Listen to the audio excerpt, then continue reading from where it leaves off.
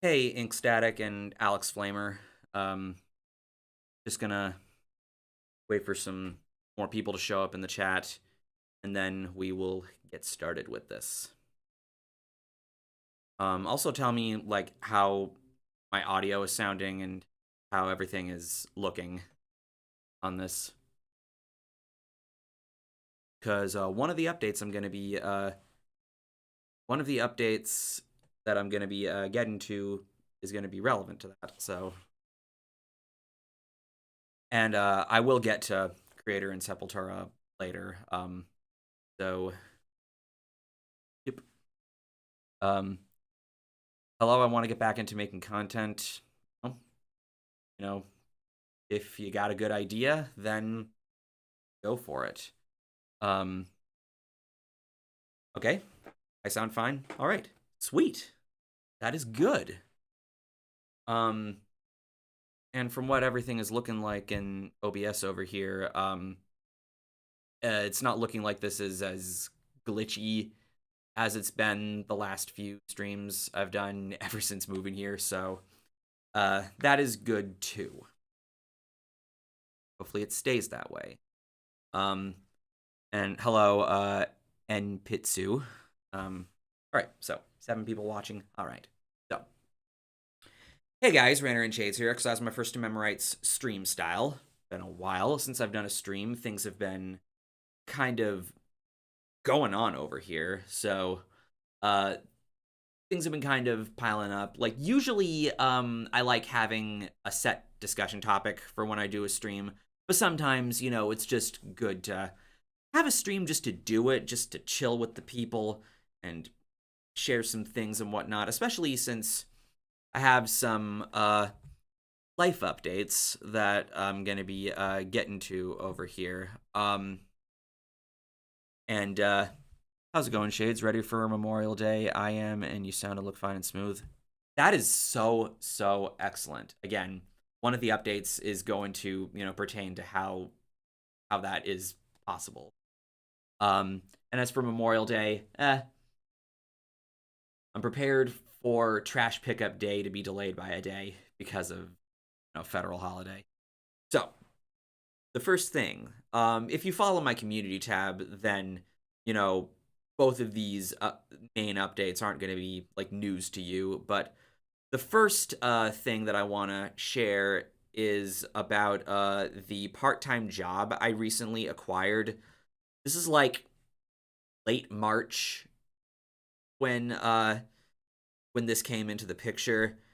Um, and I mainly got it, not for really monetary reasons. It's mainly for, giving my week some structure and giving me something to wake up a little earlier for a few days a week. And again, just giving my week some more balance and whatnot. Kind of, adding to the routine and sort of creating some new routines, basically. As for what the job is, not sure how much I can share about it. I've always been sort of iffy about going into greater details about things of that nature. It's for that reason. If anybody remembers the internship that I had back in 2016 at a record label, I didn't go into greater detail about that because I just wasn't sure how much I was willing to share, and I also just didn't want anybody, taking that information and doing anything terrible with it, if you know what I mean. Especially with the environment we kind of live in now. But what the job is I'm a data collector. Like what I essentially do is I go to a store with a list of uh, items to look for there, scan that item, and enter the pricing information about it. Or if it's not there, you say that they're either out of it or maybe they just don't carry it, and you just enter that information, and that information goes to, clients, competitors of that particular store. It's sort of like secret agent work in a way. It's an interesting job. I've been working at this job for like 6 weeks now, I think. It's pretty enjoyable, I would say. Pretty interesting thing. And uh basically the reason I'm mentioning that is, this could potentially impact my I've never really had a schedule with making videos, but it could potentially impact, you know, how much, I do that. Um like my videos don't really have a deadline of any sorts unless they're being made for a particular day. But what that means is that I may start those projects like earlier in advance. Like that's definitely going to be happening with best and worst songs. Especially for another reason that I'll get to with, the second update, but we'll get to that when we get that.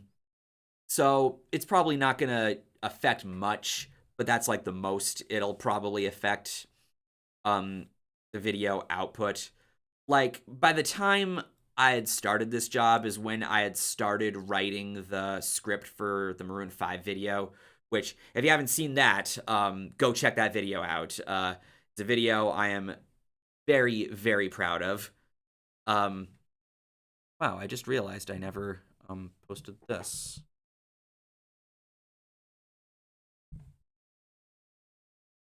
I had this tab open and I did.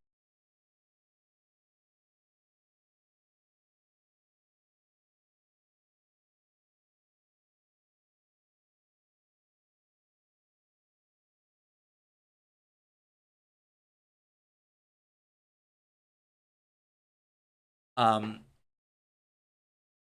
Now I lost my train of thought. Um, Again, it's probably not going to be changing much about, my video output. Um, but, this is just a thing that I have going on, whatnot. Um, so I think that's all I have to say with regard to that. Um, and um, Recently got hired to review EDM. Oh, interesting job there. Um, um, Hello, Metal Fury. And hello, Sentient Electric Lamp and Luke Spillman. Um, Welcome, welcome. So I'm not sure if there's anything much more I have to say about the first job, the first update about the job. Um, Recently I finished the training process. I got emailed basically saying that I'm done doing training jobs. So we'll see how that goes. And hey, Hector and Arnarok, boy.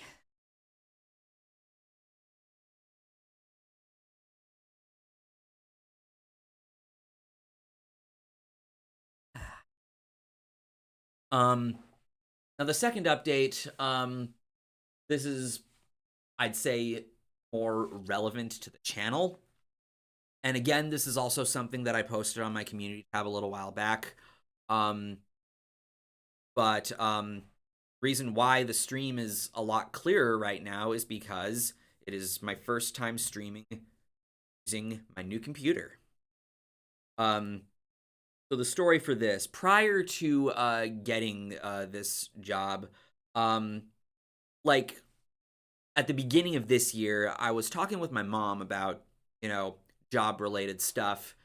And we were talking about, video editing jobs. And she told me that maybe I would appear more marketable to those kinds of positions if I learned um, an Adobe editing software. Because the thing with a lot of, editing jobs that I've noticed is they mention wanting you to know Adobe.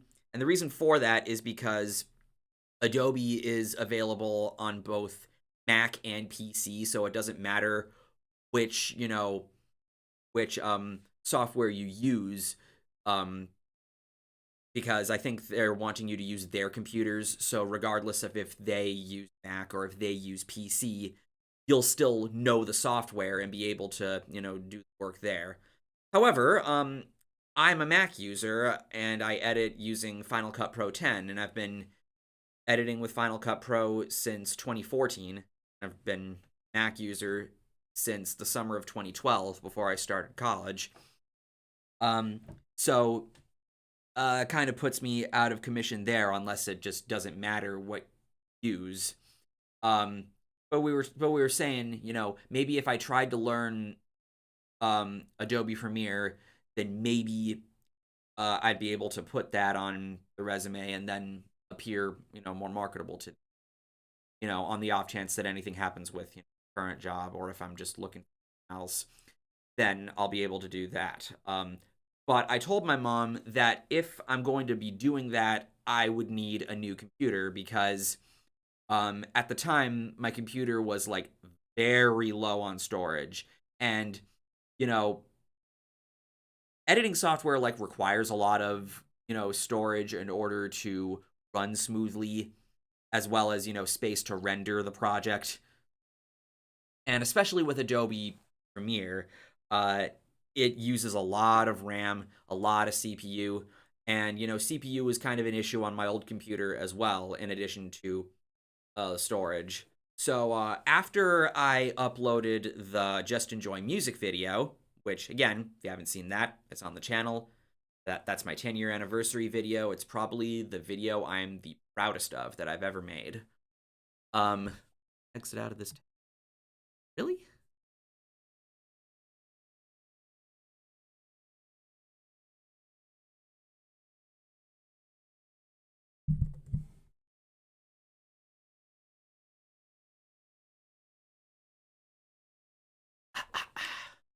Um, so after I uploaded that video, I decided that now was the time to get a new computer with more storage, more CPU, maybe more RAM as well. And the computer that I'm using right now, um, my last computer had 1 terabyte of storage. This one has not one, not two, not three, but 8 terabytes of storage. And 12-core CPU, where the previous one had 8-core CPU, and 32 gigabytes of RAM, which is the same as the last one. And so far, this is working leagues better. Like like when I was editing the Maroon 5 video, with the exception of some sliders and scrolling through the font list, as that was kind of a bit slow, I had a much easier time editing. I felt like I was going a little faster, even though I didn't really feel like I felt like my overall editing speed was kind of the same, but it did feel like I was going faster. Um, and it was easier to render the video as well, especially with how long the video was. Because like now this can handle much larger projects and whatnot, and with the kinds of videos I've been making, the really lengthy stuff, this will be able to handle that much better for sure. So I'm really excited about that. And I did hopefully nobody is watching this and reporting me or anything like that, but I did download um Adobe Premiere Pro, and sometime this year I will be, spending time trying to translate as much of the skills that I know in Final Cut over to there. Not to the point where I want to, stop using Final Cut and start using Premiere Pro, but just so I can, be able to do what I do on Final Cut also in Premiere Pro, so that I can say with full confidence that this is a software that I know. And the way I'm going to do that is I don't think this is going to be, the next video that I work on, because I did start the script for the next video last night, actually. But what I'm going to be trying to do with Adobe Premiere Pro is I'm going to edit the prologue for a series I'm wanting to start on this channel, which I also posted about on the community tab. So if you've been following that, you know what the series is about. And I'm going to be editing the prologue video for this because it's not going to be too long, and it should be, enough to translate as much of the skills over as possible, especially on a video that isn't going to be long. And so that'll help to get me acquainted with this new software, as well as forcing me to actually commit to making this series. So it's gonna, benefit me on multiple angles. So sometime this year you will see that. It just depends on, when I feel like taking the time, especially now with, my current work schedule, to put towards, trying to teach myself Adobe Premiere. Um, so that's another thing I'm going to be doing with this computer, as well as, having so much more space for all the music on here, as well as just for a bunch of other files. I'm not going to be filling this up for a long time, not for many years. It'll be like maybe a decade before anything like that happens. And the only other thing I can see putting me in a position to where I need to replace the computer would be a situation like what happened when I got my second Mac in 2019. The story with this, I think I've told this story in a video before. I'm not too sure, but the story with this. So the first Mac that I got it in the summer of 2012, as I said before. I got it before I started college, and I used that computer. I think it had like, I want to say 700 gigabytes of storage. It was not a terabyte. It was less than a terabyte. But I used this computer all the way until the summer of 2019. So it lasted me 7 years. And what happened was, what Apple kind of makes you do is, every like year or so, maybe a couple times a year, they release their new OS. And you kind of have to update to the new OS so the computer will run better, and as well as, for any new programs you download, if they need to be compatible with the OS you're using, and if you update any, apps, they also need to be, compatible on the OS you're using. So that's kind of one of the main incentives for, updating the OS. And at the time in 2019, it was Big Sur that was the new OS, and it would not install on this 2012 Mac. It would just stay frozen, like right at the beginning, and it would be stuck there. And when I took it into Apple Store to see what was up, I was told that uh, that this new OS is way too advanced for a machine this old. So what I did was I went over to, get data recovery for like the third time, which Apple doesn't even do. I had to go somewhere else for that. The place I went to to a place in Cambridge called Micro Center. And I was basically given two options. I had to either force install the new OS onto this computer or get a new computer. And I ultimately went with the latter option because that seemed like the simpler option of the two, especially also because, if will I have to keep force installing new OS updates that get released? Will I have to keep doing that just to continue using this computer from 2012? It just seems like more trouble than it's worth. So I got my second Mac in 2019, which had 1 terabyte of storage, 8-core CPU, and 32 gigabytes of RAM. And that lasted me all the way until this year, so roughly half the life of the first Mac. And this is the best computer that I've ever used, by far.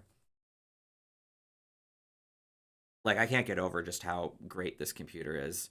All the storage, with all the CPU. The fact that I've not really been given any trouble with this. Like, the only trouble I've really been having was finding was finding a replacement sound capture for OBS whenever I do a stream that I'm wanting to that I'm wanting to play audio from the computer from. But I don't think we're going to be doing that for a while, so we don't need to worry about that for a while. But from what it's looking like here, it's not really affecting the stream performance, which is also really great because that was a problem I was having on the old computer. So this is going to be great for the channel, great for other professional endeavors, and just great in general.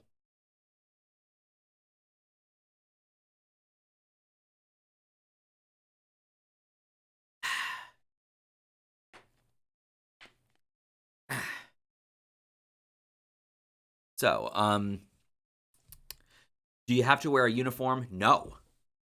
No, I don't.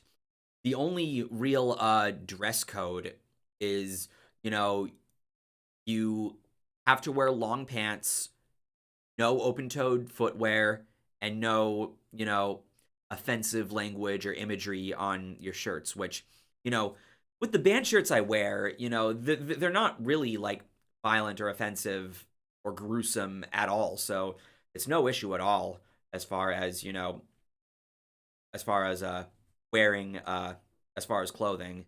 The other thing I forgot to mention about this job is the hours are extremely flexible.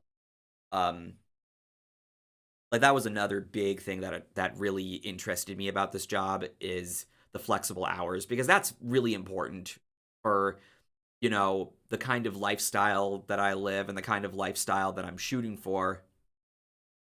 And I'm not wanting to change too much about that, because like I said at the beginning, the main purpose here is just to give my week more structure and give me something to wake up a little earlier for. So, to a point where maybe my sleep schedule can start to shift back a bit. I only work this job 3 days a week for 4 hours. And, there's no real, like, time slot for this job, just some hours that I tend to make a point to go in. But, really, all that really matters is just completing the entire list you're given by the deadline, which is, the end of Saturday. Like, they get assigned on Wednesday afternoon, they're due by the end of Saturday. So it doesn't even really matter when you go in, just as long as the store's open and you're able to just complete everything. And for part-time workers, the minimum amount of hours that you can work is 12. And, 4 hours for 3 days a week, that gets you the minimum. And I've actually managed to finish the list for a particular week like a day and a half earlier, which has been pretty sweet. So yeah, that's another cool thing about this. If I may suggest a video series idea, how about doing a ranking of albums from different bands? That is something I've thought of doing. Like, I kind of got that idea from a mixture of Sea of Tranquility and Rocked, and ARTV as well. I know he does that as well. The main criteria, though, for this would have to be that I would need to have all of their studio albums in possession over here, and at the very least, there would need to be more than 3, like at least 3 albums in their discography. It's unknown if this would be a live thing I would do or a series, but that is an idea that I've floated around. Quality is nice on your end? Good. Do you know how to use Adobe Illustrator, Photoshop, and InDesign? No. The program I use to make my thumbnails is GIMP, which is also available on both Mac and PC. It's kind of seen as the poor man's Photoshop, but it's not difficult at all to use. Short version, his new Mac is pretty kick-ass and a lot more suited for video making. Indeed. So basically no death or black metal shirts. Well, Well, again, it really just depends on if there's like really violent imagery on there or anything like that, which aren't really the kinds of shirts I really get anyway. So it shouldn't be an issue at all. Cover Killer Nation. Oh, yes, Cover Killer Nation did it too. How could I forget? Um,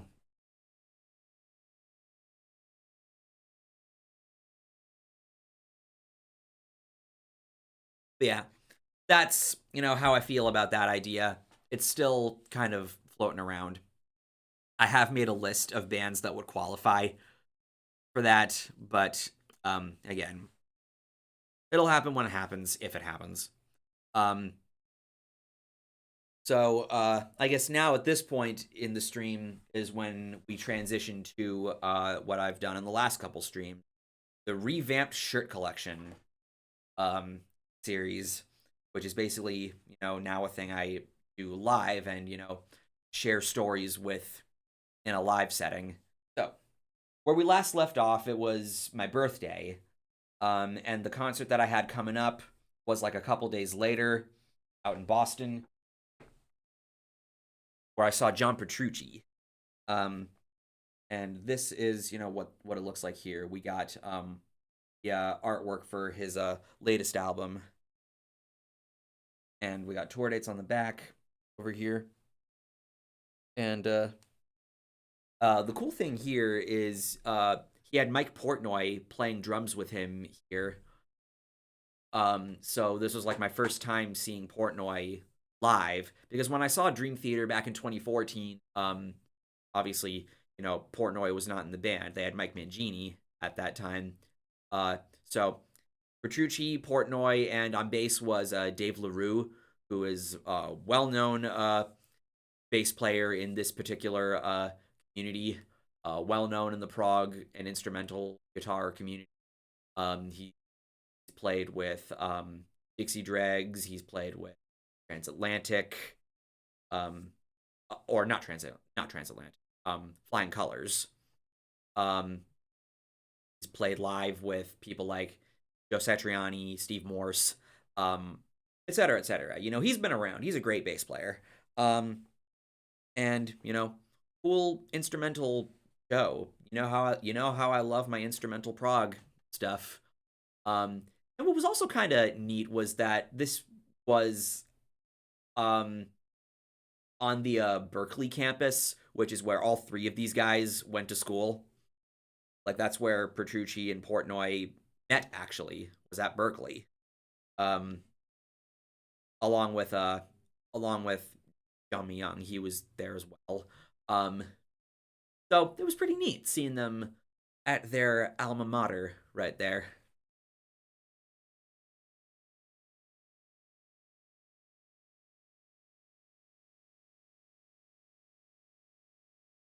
A couple days later, I think, um, was a co-headlining tour of Rivers of Nile and The Contortionist. It was my second time seeing The Contortionist, the first time being when they were on tour with Devin Townsend, the last concert I saw before the pandemic started. Um, and they were playing Rivers of Nile was playing this album, The Work, in full, and Contortionists were playing Language and Exoplanet, I think is the name of the album. Let me double check. Yes, Exoplanet. They were playing those two albums in full, and Language was the album that got me into The Contortionist. Um, back in 2014. And it was like one of my favorite albums of that year as well. So that was pretty cool. I was mainly going for Rivers of Nile. They're a band I got into through my boy Atticus. Um, if you don't know them, they're progressive death metal with saxophone. And if that doesn't strike your interest, if that strikes your interest, definitely check them out. Especially their last two albums, Where Owls Know My Name, which is the album that got me into them, and their most recent album, The Work, from 2021. Yeah, the artwork for The Work on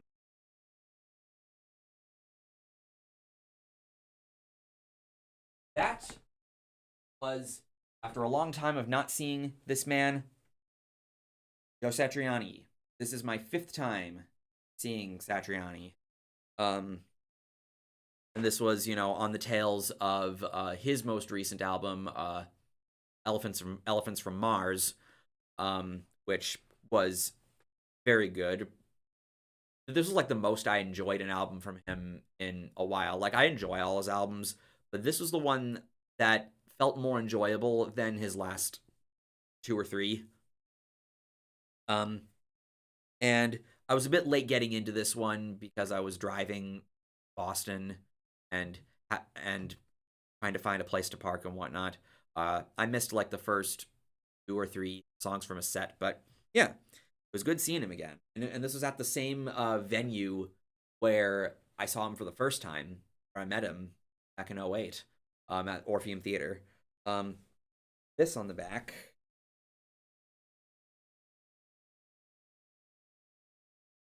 That was an all right time.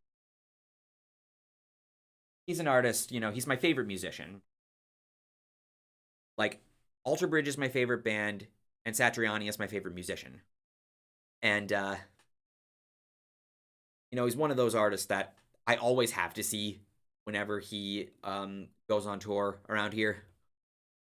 Yeah. Any new acts you've discovered lately? We'll maybe get to that later. Creator and Sepultura, we will get to that later because we're a bit away from that. Hot take from me: the biggest D-bags list were a massive waste of time in hindsight, as they were quite copy paste between each other. Oh, from CKN. There were some that I felt were interchangeable and whatnot, featuring a lot of the same people and whatnot. I did notice that a little. They were entertaining to watch, but that's, there. Did he play the song he ripped off from? He wasn't the one that ripped Coldplay off. It was the other way around. But yes, he did play If I Could Fly. I feel like ever since that whole lawsuit, which I think is kind of a dumb lawsuit, if I'm really being honest. But ever since that, I feel like If I Could Fly has been getting a lot more love from him.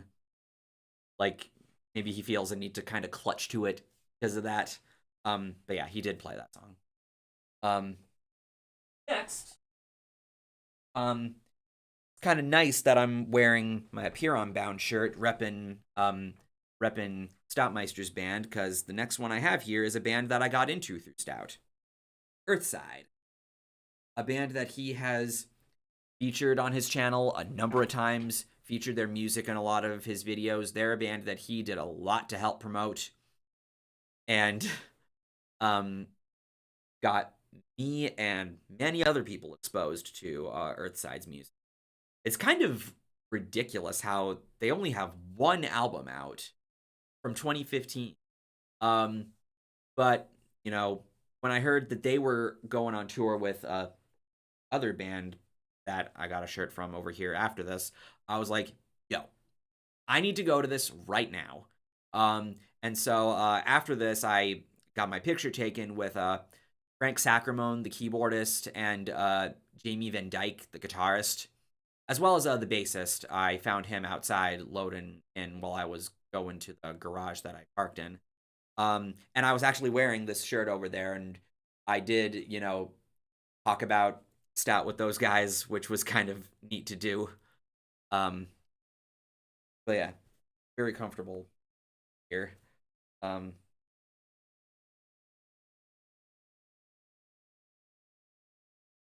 the band they were opening for was also a band I got into through Stout. This band being Bola, a band that has been really growing in popularity over the last few years, especially in the prog community. They're a band that a lot of people, the prog sphere, are really liking, and yeah, they're quite good. Where are they from again?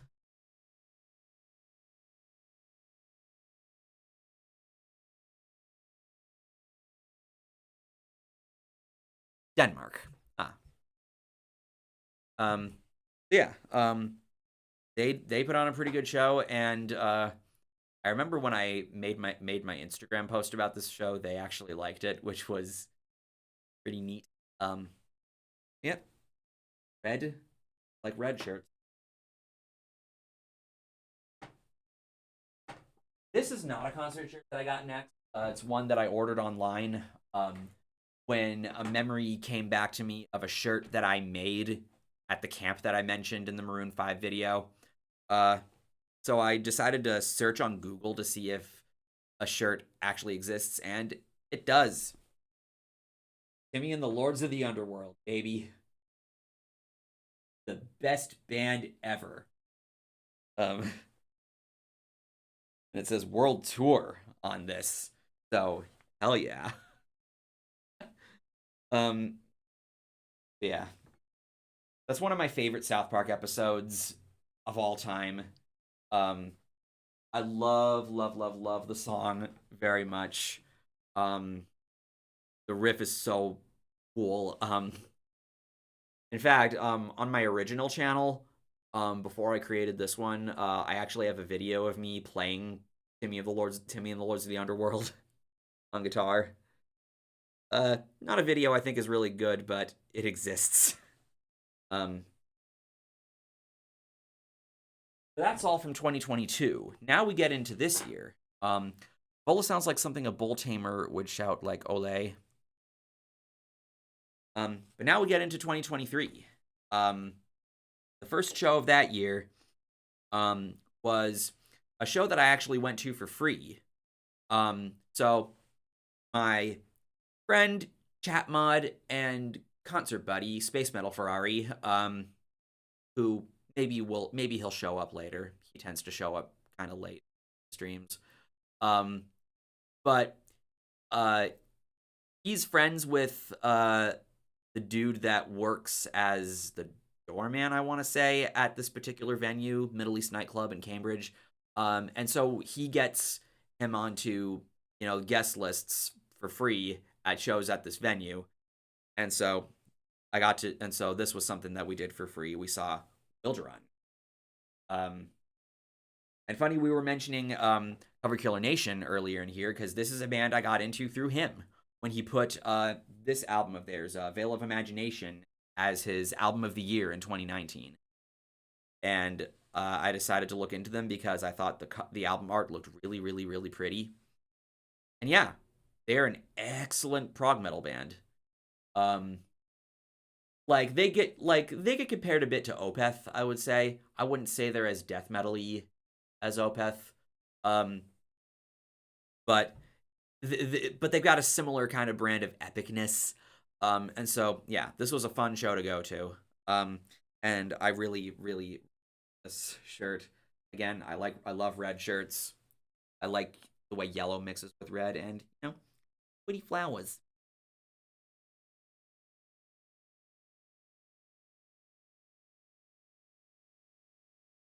That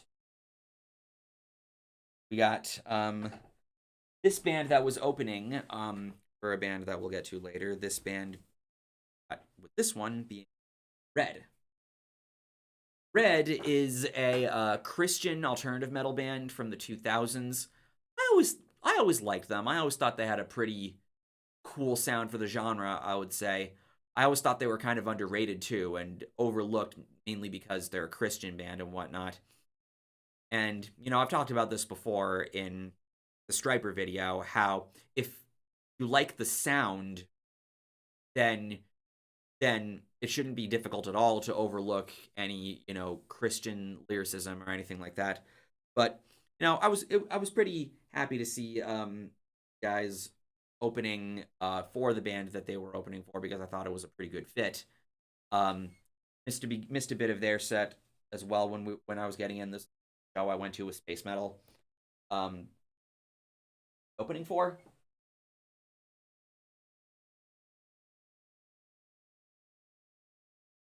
you know it. My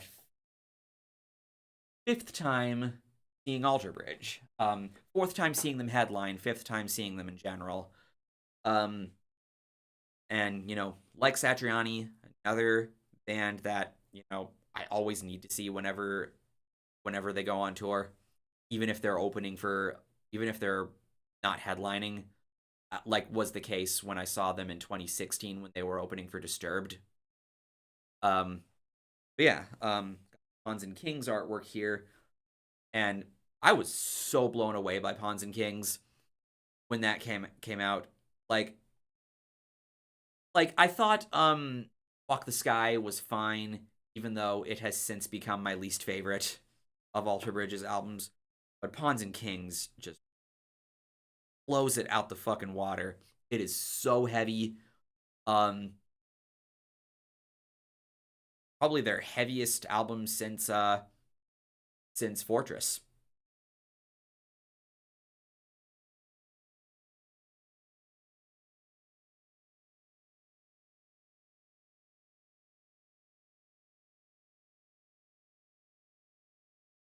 This doesn't top the original Alter Bridge shirt. Fortress have it. So that um this shirt has not really lasted long in my rotation, but Fall of Troy. It's funky tie-dye here.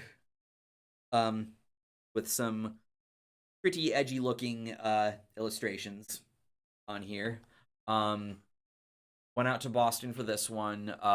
This is a pretty hectic show, honestly. Like they're a band that I would say is a must listen if you're into prog rock or math rock. Um, and maybe you know their song FCP Remix from Guitar Hero 3. It was a bonus song in there. One of my favorite bonus songs from Guitar Hero 3. But yeah, pretty fun show, I would say. Um, I got an Alter Bridge shirt as well when I saw them. It was the last of its design available, and they took it off the wall for me. Pawns and Kings 2023 tour dates. After that, um, another one of my favorite bands, a band that I also make a point to see live whenever they go on tour. However, the last time they were on tour, I skipped out on uh, this particular tour because they had Census Fail opening for them, and Census Fail is a band that I've kind of sworn off ever seeing live. And if you're familiar with my channel, you know why that is. So, this band being Bayside. My second favorite band after Alter Bridge. A band that I can see myself doing a countdown for in the future. Um, yeah, this was a really awesome show. Probably my favorite time seeing them since my first time seeing them in 2014. And this is my favorite shirt that I've gotten. Besides, like the three other ones that I've gotten, it blows that out the water, especially because tour dates on the back. Um, I also liked that they had "I'm the Avalanche" opening at this tour because "I'm the Avalanche" is a band that I got into through Bayside because their vocalist Vinny Caruana does guest vocals on my favorite song of Bayside's, "Walking Wounded." Um, and so he actually came on stage to sing his part for that, which was awesome. Um, and also opening was Koyo, which is a band I got into through one of ARTV's end of the year lists. So yeah, I had a lot of fun at this. Um, FCP Remix is an excellent track. I've had it since 2012. It is so fun. That track is so fun. Like it's proggy and eclectic, but it's also just really fun. Um, that this is a band I doubt most of you guys have heard of, and if you have heard of them, then it was likely through me. Um, this band called Consider the Source. Technically, this isn't the shirt for the tour that they were on, but it was the design I liked the best. Um, if you don't know, consider the source. They're an instrumental prog band. I originally got into them. I forget if it was because I just saw a video of them on Facebook or someone messaged me a video of them, but it featured the guitarist and bassist both playing double neck instruments. And the guitarist had like one neck for guitar and the other for bass. And my friend AJ, he actually got one of these guitars recently and whatnot. I remember really wanting a guitar like that for a while as somebody that does play a little bass in addition to guitar. So when I saw that video, I'm like, holy fuck. And when I saw them here, I made a trip out to out to fuck what's the name of the place again? Um I know it's like way out west in Mass.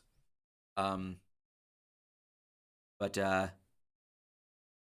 Greenfield. Um Made a trip out to Greenfield for this show. Um and when they came on, the guitarist was playing a double neck guitar with one of the necks being fretless, and it had MIDI pickups on there. And the bassist was playing a a bass with a whammy bar. And then there was the drummer. So the show was wicked hectic. Even though the only real complaint I had is that there was a bunch of hippies at this show. For whatever reason, this band really appeals to hippies. Um, but if any of this sounds cool to you, definitely check this band out.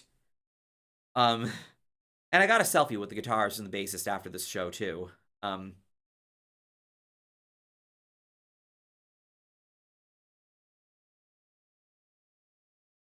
um, would you ever consider getting a baritone guitar? I would like a baritone guitar one day. Um, I recently I've mentioned this YouTuber in a video before. Agufish recently announced he was doing a giveaway for a baritone guitar, and I decided to enter into this. I'm probably not going to win it, but you know, it would be sweet if I did. Um so I did after the Consider the Source show was back out to Boston to see Riverside, a band that put out one of the first albums that I added to my collection of this year, ID Entity, which, you know, what it depicts. Got 4 dates on the back, purple and black font. Uh, Riverside are a very excellent Polish progressive metal band. What I also remember about this show was that there was a huge ass blizzard going on, and when I made my drive out, it was snowing like crazy. And at this particular venue I was at, it's a like 10-minute walk away from the garage that I parked at. So that was annoying, but quite worth it, I would say. Had a pretty all right time at this one, and I enjoy this a lot. Um, he already has one. His 7 string is a 27-inch scale. Right. But a baritone's a baritone. That's different. That, another show I went to was Space Metal over in Worcester. I have a shirt of this band already, but I had not seen them live. Whitechapel. Um, my favorite deathcore band. It's on the back. And at this particular show, it says on this shirt, playing The Valley in full. And The Valley from 2019, that's my favorite album of theirs. Like, This Is Exile is an excellent deathcore album.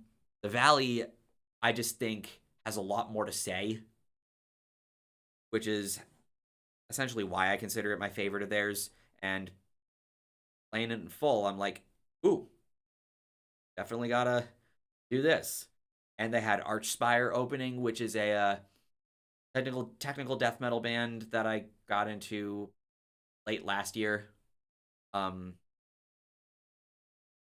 so yeah, I'm with that one. Next is not a, but a shirt that I found when I was at Target or something. Um, and not to spoil too much, but this is the subject of my next video. Blink 182. This very very pop punk looking design over here with their logo with the teal and pink and all that. Um, I saw it and I'm like, you know what? I'm snagging this. It was just laying down there by itself. Like, hey, come here. That um this was I had gotten the job. This was my first time like going to a concert from work. Um and it was another driving out to Boston. It's not a place I like driving to at this particular venue, House of Blues, especially considering, um, especially considering, like House of Blues here. It's like across the street from Fenway Park, so when the Red Sox are home, it gets really crowded over there. So I don't like driving around there. So I had to reserve a parking spot in a garage, park there. So one of the bands playing at this show was Intervals, a band I was supposed to see at the end of 2021, but I got COVID, so I had to skip out on this particular one and miss Thank You Scientist opening for them, which I did actually see Thank You Scientist also like the day after the Consider the Source show. I drove out to Amherst for that one. And what's kind of fucked is like the week of that show, like I see them announce on Instagram that they're gonna be opening for Between the Buried and Me this summer. So I'm like, you motherfuckers. Um, and playing in Worcester, and it's like, god damn it. So I decided, since I didn't really like the shirt design that they had available over there, that I'm gonna go to that Between the Buried and Me show at the end of June here, get a shirt there. Um, but uh, but anyway, interval. Um, this on the back. Um, I barely made the end of their set, again because of trying to get over to the garage I was going to. Uh, but I got a selfie with Aaron Marshall and the rest of the people that were playing with him, and um, that was a cool thing to happen. I've always sort of seen him as kind of underrated in the world of instrumental prog guitar. I always thought he was kind of overshadowed by other people in that scene, like Polyphia, Lenny, Osnabasi. Um, I always thought that those guys kind of overshadowed um Aaron a little. Um, is Intervals even a band anymore? I thought it was just Aaron, basically, but he did have other people playing, so for all intents and purposes, I still call it a band, even if it is mainly, his thing. Uh, Now the band that they were opening um was Spirit Box. Got another tie dye shirt here. Kind of edgy looking font, but funky blue tie dye. Spirit Box, of course, is a band that probably made the biggest splash in metal in the last few years. And their debut, Eternal Blue, which, hey, blue. Um, It's so good. I loved that album so much. Um, and I was very excited to be seeing them live here. Um, and they put on an excellent, excellent show.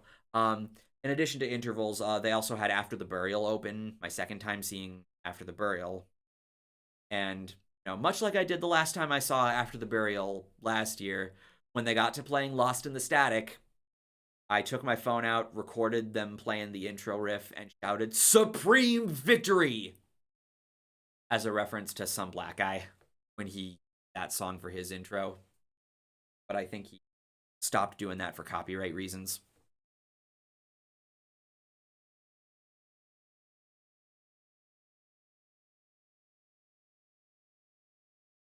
That um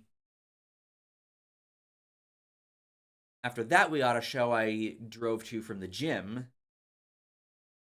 A band that I got into through one of my good buddies. He goes by Beakman's Void now. He used to be known as Mortified Productions, Squeaky Mushroom. Um, uh, or if you want me to be even more simple, the guy I made the Hey Arnold video. Um, but I got into this band through him because he included them in his favorite albums of 2016 video. This band being Astronaut, a band from over here in Massachusetts, which was pretty neat. We got artwork for their album Radiant Bloom, their most recent album. Um, this is one of my favorite bands that I got into through him. Um, like they made a really good impression on me. Like they have some atmospheric influence, some black metal elements in their sound. They're a very interesting band to listen to if you're a prog fan, and um, uh, kind of caught the end of their set as well because when you're driving to Boston, it can be kind of annoying to find parking. Um, but after this show, um, yes, that's what his name was. I got a selfie after this at the merch table with their guitarist Casey. Um, so cool. Um, they were opening for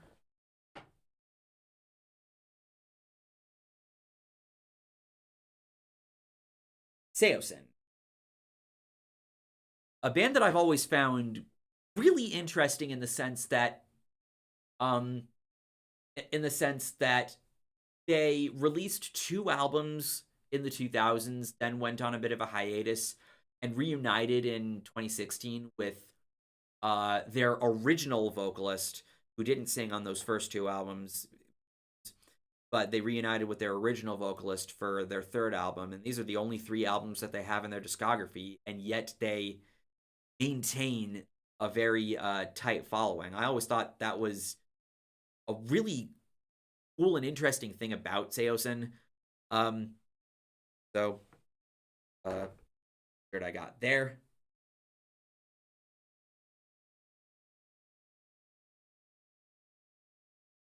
Then after that, we that was being asked about Creator, um, who were co-headlining with Sepultura. On the back here, where it says Clash of the Titans, it says it on the front too. Where it says Clash of the Titans, uses the K from Creator and the S from Sepultura. I was mainly, of course, going to this with I was mainly going to this for Creator since they're one of my like top three favorite thrash metal bands. Like I've mentioned in my Megadeth video that Megadeth and like Havoc are like my two favorites. Creator would come after that. And they're also one of the few like 80s thrash metal bands that like puts out consistently great albums from what I've heard. Um, so yeah, going to this was definitely, sounding good to me. Um, they had Death Angel as one of the openers. They put on a really good set, and as well as Spirit World, a band that I got into through Rocked, including them in his in his year-end list. This sort of cowboy themed death slash thrash metal band. Um, and this is also another one of those shows where where much of the audience dipped after Creator's set. They didn't stick around for Sepultura's set. And, I can understand because, of course, the Cavalera brothers aren't in the band. You know, me and Space Metal, we went to this show together. We stuck around for Sepultura's set. They did a good job, I would say. They put on a pretty good set. But yeah, Creator was mainly the main attraction here. So that's my most recent concert that. But we got one more over here. Once again, this isn't a concert shirt. This isn't even a band shirt. It's a shirt of Burger King. One of my favorite old memes. I just found this laying around outside when I was on my walk, and I threw it in my laundry load, washed it, and yeah, now it's, one of the shirts that I have. It's somewhat small, but it still manages to fit. But it's, it's with my Nicktoons shirt, my Powerline shirt, and my Kramerica Industries shirt, my sort of novel shirts. Um, but yeah. For anyone that doesn't know what the meme is, the reference here of Burger King. So there used to be a guy in the ranting community by the name of Captain Obvious 81. He was this older guy. He was in his like early 30s back when I first met him back in 2013. He had a young daughter. He was, seeing a different woman. I think he was engaged at the time. I don't think he actually married her. But he was a guy that that I remember for being, very humorous, and a pretty good editor as well. I originally knew who he was through another one of my buddies, Skull Ripper, or Scully Z, as he's calling himself now. Um, and when I decided to, watch some of Captain Obvious's videos, one of the videos I watched was a video responding to a guy by the name of Brett Keane, who, he, if you don't know who he is, he was an old school YouTube atheist that I think actually inspired the likes of TJ Kirk. He is like a Christian now, a really annoying Christian. There's a lot of stories about him that I'm not exactly in the know of because I wasn't really paying that much attention to Brett Keene's situation. But I just know him as being a very very old monotone fat man who never leaves his couch. Um, and so the context behind the Burger King. So Captain had made a video of his daughter making fun of Onision, and the video actually got promoted by Repsion. And Brett Keane decided to do a video trying to defend Onision from this video of Captain's daughter. And so the way the vid and Captain decided to respond back. The way the video opens, it starts with Brett Keane saying, "Hello, ladies and gentlemen, my name is Brett Keane," and then Captain just goes, "Burger King," which is what he liked calling him. And I thought it was so funny that I basically decided to, co-opt it into one of my memes. So that's the story of the Burger King. And wherever you are, Captain, hope you're doing well. And that is all for that. So The Void is easily one of my favorite songs this year so far. I saw Spirit Box live last year, and they were absolutely phenomenal. I'll be seeing them live once again in just about 3 weeks or so. I Are you familiar with Navel of Ascaris? They have a new album out called Exol. Yes, I am. Much like what I said about Wildrun, Navel of Ascaris is also a band I got into through CKN when he put their 2014 album Citadel as his album of the year. And they were an interesting band to look into. This Australian progressive death metal band, extreme metal band with they incorporate violin into their sound. I'm actually going to be seeing Navel of Ascaris in November this year. So, got that to look forward to. Testament and Overkill are also consistently great too. Yes. Testament is like also up as like one of my favorite thrash metal bands. You saying cowboy and death metal in the same sentence just reminded me of a certain beast I remember hearing 2 songs from 10 years ago, Job for a Cowboy. I only know of Job for a Cowboy because I remember way back in the day, like when they first came out, they were a deathcore band, and the metal elitists really hated that, and they really hated when they followed their deathcore album up with a death metal album, and they're like, oh, they were using deathcore as a vehicle into infiltrating death metal and co-opting and appropriating that. It was something along those lines. It was really dumb. I'm not really a huge fan of, of their sound, but that's like the big thing I remember about Job for a Cowboy. Another band that did the cowboy theme, but did it in the black metal sound, was a band called the Black Moriah. But they've since split up with 2 great full lengths. I remember you telling me on Discord that Captain Obvious was also a Fred Durst lookalike. He was a Fred Durst lookalike. Like, he wore the red backwards hat. He wore like white t-shirts. Like Korn, I think, actually was his favorite band, actually. So he was into nu metal. Have you listened to Exile by Navel of Ascaris yet? Yes. That is up in like first in the 2023 albums. Currently it is my number 5 so far for 2023.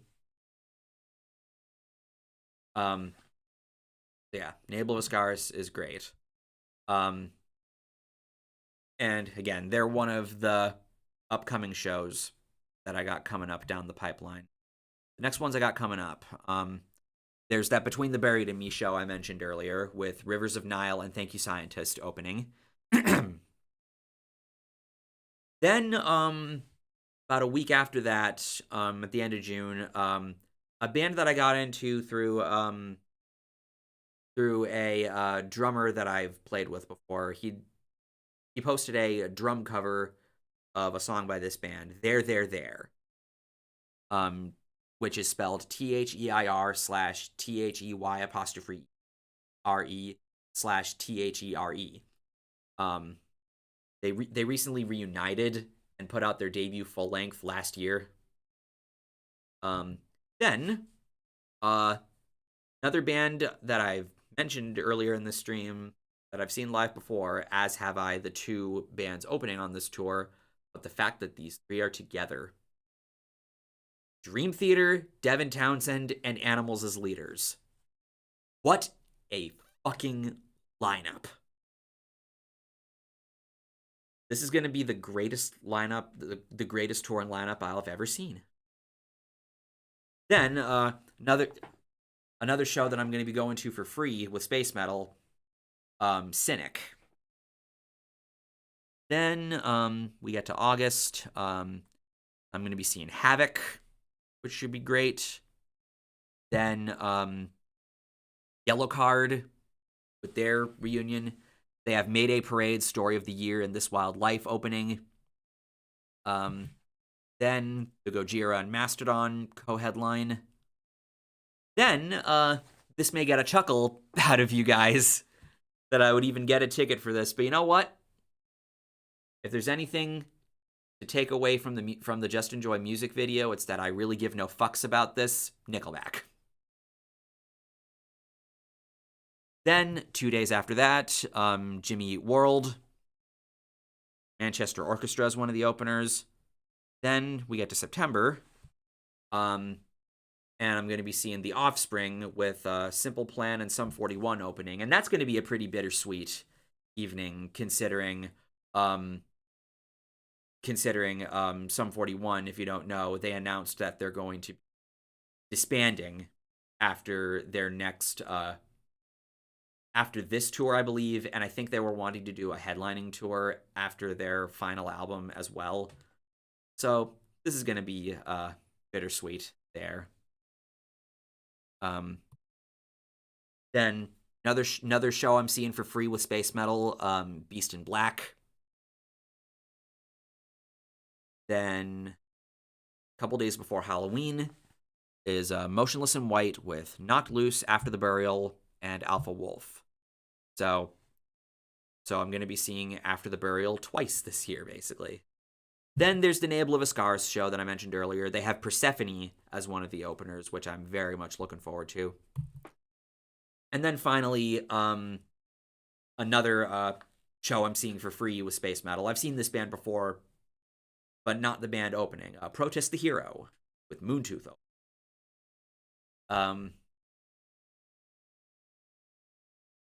So got a bunch lined up there. This is going to be very action-packed year, along with all the other, updates that I talked about in this stream of new computer, new job, and there's going to be something else coming down the pipeline that's not in place yet, but you will see that when it happens. Yeah. I'm also going to see Navel of Iskaris in the fall too. Excellent. Are you also seeing Havoc with Holocaust? Yeah, I answered your question there. Yellowcard are releasing a new song at the end of the month. It's kind of interesting. I remember back in 2016 was Yellowcard announcing their retirement, but I guess they ended up coming back. And, all is forgiven with them for calling off the lawsuit that they were filing against Juice WRLD. All is forgiven there. All my female classmates went to see Taylor Swift's Eras tour as probably the only show they're going to this year. Yes, I've been hearing those have been selling out like crazy, even with how abominably expensive those tickets are. I also watched a video from Become the Night recently of him actually catching a bit of that show. He was basically kind of gifted a ticket to that show, saw a bit of it, and then left.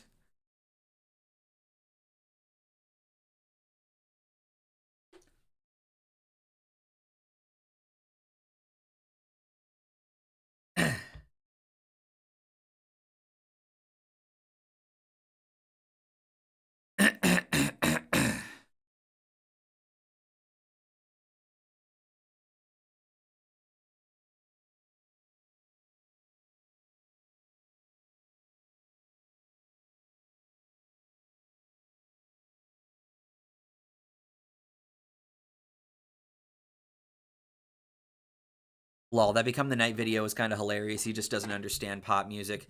Like, I can at least give him credit for, having an open enough mind to at least try to, to go to a show like that, because as someone like him, you just can't see at a show like this a big stadium pop performance and whatnot. That's very clearly not his thing. But it was interesting what he had to say about what he did catch from the show. Taylor Swift is for the most normal or normies. It's not for guys like us who actually know about music. I wouldn't go as far as to say that. Like, there's some guys I know that do enjoy some of Taylor Swift's music. I've spoken positively about some Taylor Swift songs before. I wouldn't say I'm a fan of hers, but I'm definitely not as polarized towards her as I used to be. And at the very least, I can respect what she's doing with the Taylor version recordings and whatnot. But I don't disagree that she's a very normie artist. Become the Night is what happens when you convince someone that watching The Big Bang Theory makes you smarter. I actually don't mind Big Bang Theory. I think it's kind of funny, but uh, I guess if I really wanted to make a joke, it's to quote you from what you've said about Dream Theater. It's basically the living incarnate of the "to be fair" meme. Normal of normies. Oh. I'm the same way. I'm not as polarized as I was years ago, but I'm also not a fan either. Yeah, that's a big thing that I've been noticing about myself in recent years is certain things that I've spoken negatively about in the past, I'm not as polarized towards. Taylor Swift being one of those things. Like she still has songs that I really, really, really. I still really hate. I knew you. I still think that you need to calm down is fucking off. I think the man is condescending as shit. Um, I do still find Taylor Swift to be really overrated, but I can't, in good conscience, say I really hate her at all. Um, hello, X Twog plays. Her album Midnight's was good. Have you heard it? I've heard the big hit from that album, Antihero.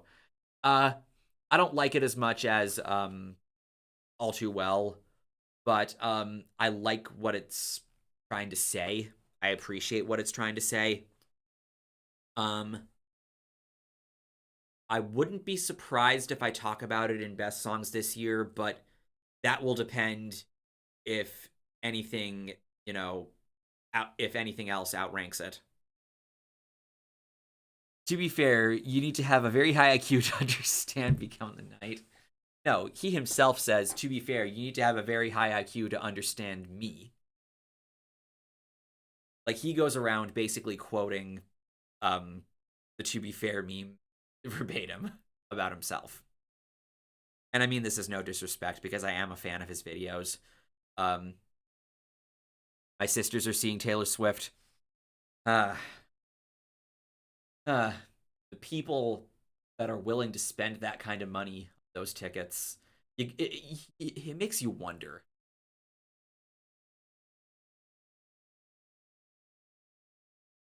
Really makes you wonder, you know,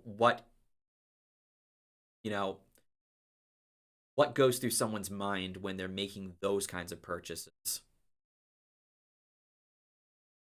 And this is coming from someone that has, purchased some pretty expensive concert tickets before from everyone's favorite website, Ticketmaster.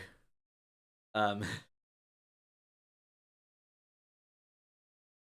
um, as Spectrum Pulse described Taylor, thin skinned at best, catty at her worst. I'm paraphrasing, of course. Yeah, I think that's a good descriptor. Exactly. I don't even think she has a band anymore. They have good seats, though. Good having good seats implies something about how much they had to spend for those tickets. Um, I do wish Become the Night talked about the star-studded opening acts, Phoebe Bridgers, Gracie Abrams, etc. I've I've tried listening to Phoebe Bridgers before. Didn't really click with me. Um,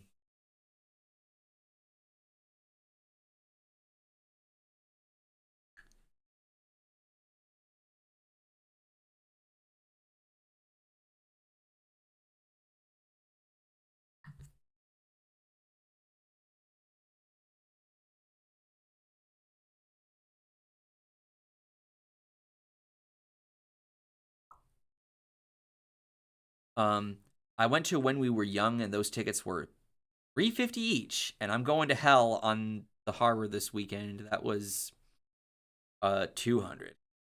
Oh, you are a trooper, sir. Taylor Swift is a really good pop artist, but she's not one of my all-time favorites in the genre. Those would include Dua Lipa, Whitney Houston, Michael Jackson, Carly Rae Jepsen, etc. Yeah, for me, she doesn't come close as far as pop goes. Um, like Michael Jackson and Prince, those are like my two favorites. Of course, Bruno Mars is also like my guy. So, um, I can already see the reviews. The soundstage sucked. There were leaky pipes, and the roof creaked bad, but the seats were quite comfy. 10 out of 10. The floor creaks. The roof leaks. There's a terrible, terrible draft. There's a wild man-eating clam outside. Have you heard the Lizzie Alpine song that crossed over ceilings? No. Taylor Swift also had Gale opening. Oh, for heaven's sake. Ugh. I had a lot to say about her on Worst Songs of 2022, didn't I? I think they only spent like 800 on them for both and their floor, which is a good price for Tay-Tay. I'm going to some shows this summer, and I'm trying to move to LA, and I'm making an album. Oh, interesting.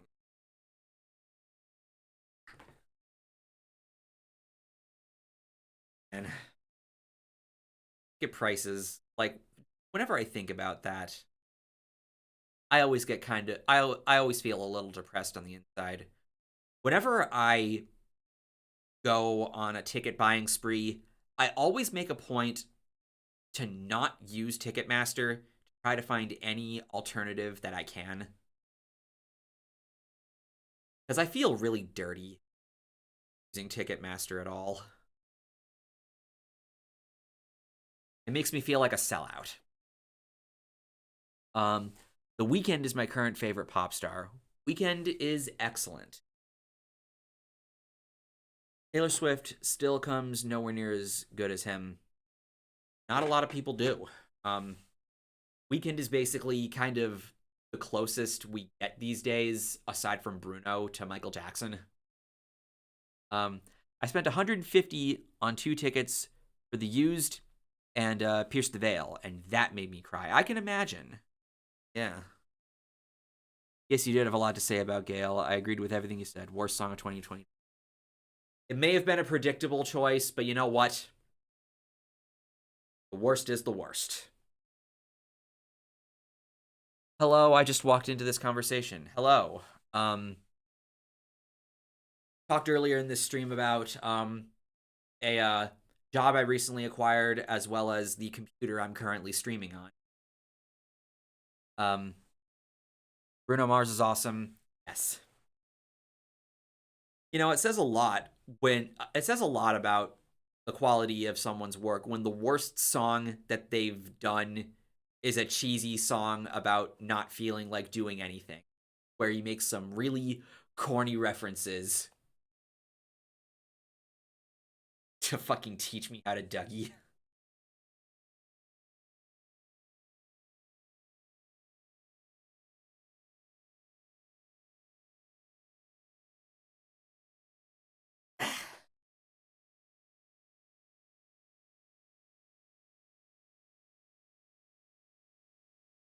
What's your favorite Wiggles album? I'm not the person to ask about that. The person you should be asking that question to is Atticus the Death Metaler. He loves the Wiggles.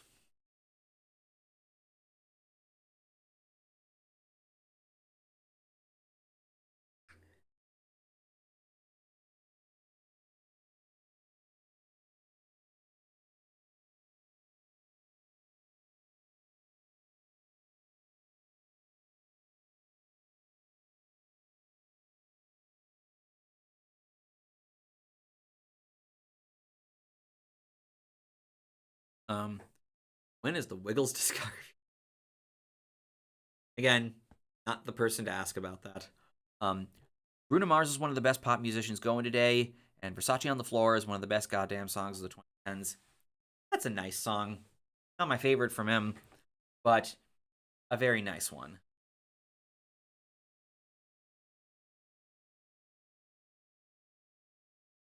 My favorite is always going to be 4K Magic. Teach me how to Dougie. Now, there's a phrase that I haven't heard much in 10 years. It was such a stupid fucking bad back in like 2010. Addy would be here answering you, but I think he gave himself a concussion again, headbang into Cupcake. Right. before he does anything Wiggles related, he's gonna be doing a discography review of Cupcake.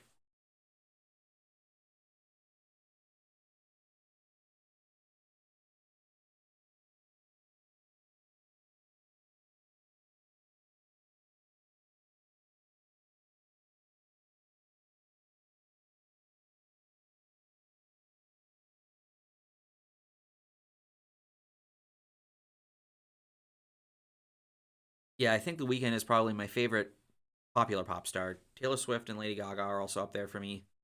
Like my favorite, current pop stars, include the likes of Bruno, Weekend, Adele, um, Harry Styles, Ed Sheeran. Uh, if Justin Timberlake counts, I'm including him. Dua Lipa, uh, Ariana Grande to a bit lesser extent. Um, but uh, those would be the people I would favorite current pop. Um, did the Lazy song pretty much create that saying? No, it didn't. There was a song called "Teach Me How to Dougie" that went like "How to Dougie, teach Dougie." Um, it was really, really, really, really, really, really dumb. And when Bruno made the Lazy song, it was filled with a lot of corny references, with a line about wanting to learn how to Dougie or something. It was so cheap. This is worst song. I think it's really cool the Wiggles let Jeff be involved in their antics, even though he suffers from severe narcolepsy. Have I heard of Silk Sonic? I've featured them in my last 2 Best Songs videos. I recall a dose of Buckley complaining about a song that. Oh, did he? Pretty wouldn't shock me if he did. Um, my fave pop artist is probably Marina and the Diamonds. The last pop album I heard was Ed Sheeran's most recent album. The Deep Cut, Vega, and End of Youth were my favorites.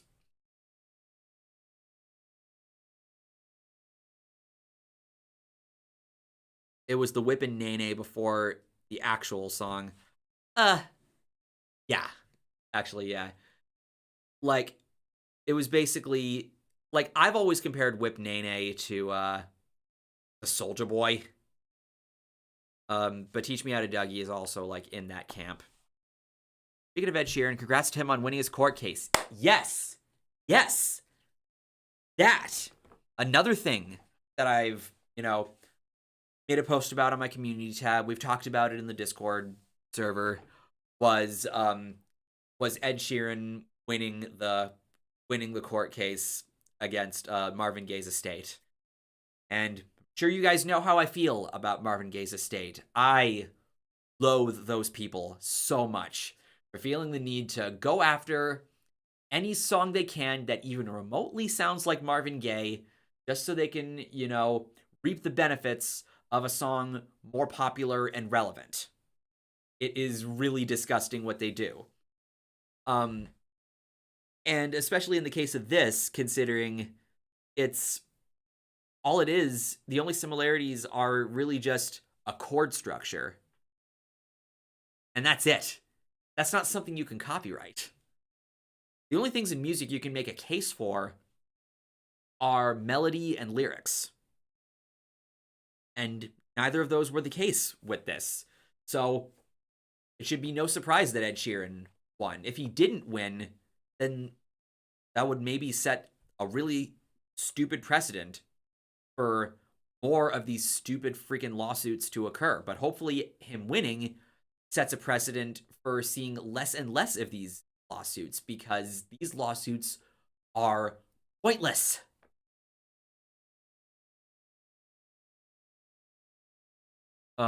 Jessie Ware's new album seems to be getting a lot of good reviews. Like any hyperpop stuff? No. Got it. I remember back in the day seeing people on Call of Duty Black Ops making image post title "Teach Me How to Dougie," featuring player models doing what look like dance poses. Another thing I remember was in one of Brock Baker's impression videos when he was doing, I think this was like Nickelodeon impressions he was doing. He was doing an impression of Mr. Dink from Doug, and he says, "Teach me how to Douglas. Teach me how to Douglas. Teach me how to Douglas. Teach me how to Douglas." But I never knew where it came from. I've returned. Here, Bring Me's new song. Yeah, I heard a bit of it. It's all right. Bring Me the Horizon have always been kind of with me. Like, I respect what they do, but a lot of the influences they incorporate in, I think it's good what they're doing. It just isn't really clicking with me.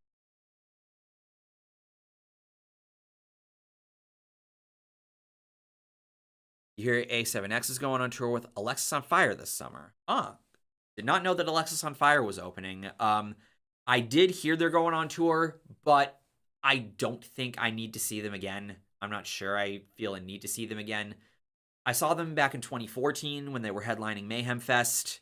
And yeah, I'm not sure if they're a band I need to see again. They're one of those bands where, like, I saw them once, it was cool, and like one and done. There's a Mexican pop punk band called Panda who were accused of ripping off Green Day, Fall Out Boy, MCR, and numerous other songs back in their prime. It's pop punk. It's almost like they are playing that. It's almost like that's the genre that they all play. Wow. Good thing Ed won, or else we could have gotten a Blurred Lines lawsuit 2.0. A similar feel. Yes. It still baffles me that Marvin Gaye's estate was able to win that, because they really should not have. Something I would honestly really like to see is if Ed Sheeran winning this lawsuit inspires the court to reevaluate that lawsuit and say, you know what? No. We are ruling in favor of Robin Thicke and Pharrell and T.I. We're ruling in favor of them because after this turn of events, we're looking back on that and thinking, yeah, no, this is dumb. I doubt that's going to happen, but that would be really amazing if it did happen.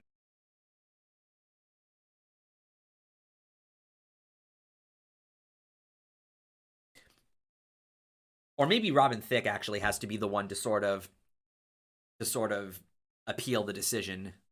I think that's how it works. In fairness, pop punk would be impossible to separate bands if they didn't have banners at their shows with their band's names on them. Yeah, like that. Like that's a problem with a number of genres. Is, you know, some bands aren't as distinguishable from others. Like they're still good bands, but that's like a big thing that kind of acts against them. Which is why I like it when bands are able to bring something new to the table. Which is why I can't really fault, Bring Me the Horizon, as we were talking about earlier, for incorporating the kinds of things they were incorporating. I'm likely going to see Goo Goo Dolls later this summer. They are my boyfriend's favorite band, and I want to surprise him. Iris is our song, actually. Goo Goo Dolls was a band I was never really able to get into. Not a band I really dislike, but when I was a kid, when I forget if this was after the tsunami in Indonesia or Hurricane Katrina. Those were both kind of around the same time, like within a year of each other. But the radio station I grew up listening to a lot as my alarm, a song that they played a lot was Goo Goo Dolls' cover of Give a Little Bit, originally by Supertramp, whose version is far superior. And I really just did not like Dolls' version. It was really, really, really repetitive. And it's like, man, I get the intentions behind this, but can we hear a different song, please? I don't know if I want to see Avenged Sevenfold. Not really liking those two new singles, and I kind of outgrew their older material. The new singles that I've heard, they're interesting for sure. I doubt I'm going to like their album as much as the stage. The stage was so great, and from what I'm gathering, from what I'm hearing, Avenged Sevenfold has always been a band that kind of likes flexing their talents. Like, like the stage was them flexing their prog sensibilities, and I feel like this new one is them flexing their stylistic range. Like that's a big thing that I've been picking up on with the new singles. My only real issue is mainly the production, I would say. I'm not really liking how M Shadow's voice is sounding as much. Musically, I got no problem at all, but that's sort of what I'm picking up on. Um, do you like In Flames? If so, what do you think of their latest album? I thought it was really good. Nah, In Flames isn't really a band I pay attention to. Remind me what happened with the Blurred Lines lawsuit. What happened with the Blurred Lines lawsuit was they were sued by Marvin Gaye's estate for the song having a similar feel as I forget the name of the Marvin Gaye song. I think it was Got to Give It Up. I could be wrong there. I forget the name of the song. It's really not important. And they ruled in favor of Marvin Gaye's estate. I thought it was really, really dumb that happened because when you're playing in a genre, there's going to be similarities between how you approach a genre. And there's only so much you can really do about that. Plus, like I was saying before, the only things you can make a really compelling case for with regards to plagiarism in music is melody and lyrics, and a feel is neither melody nor lyrics.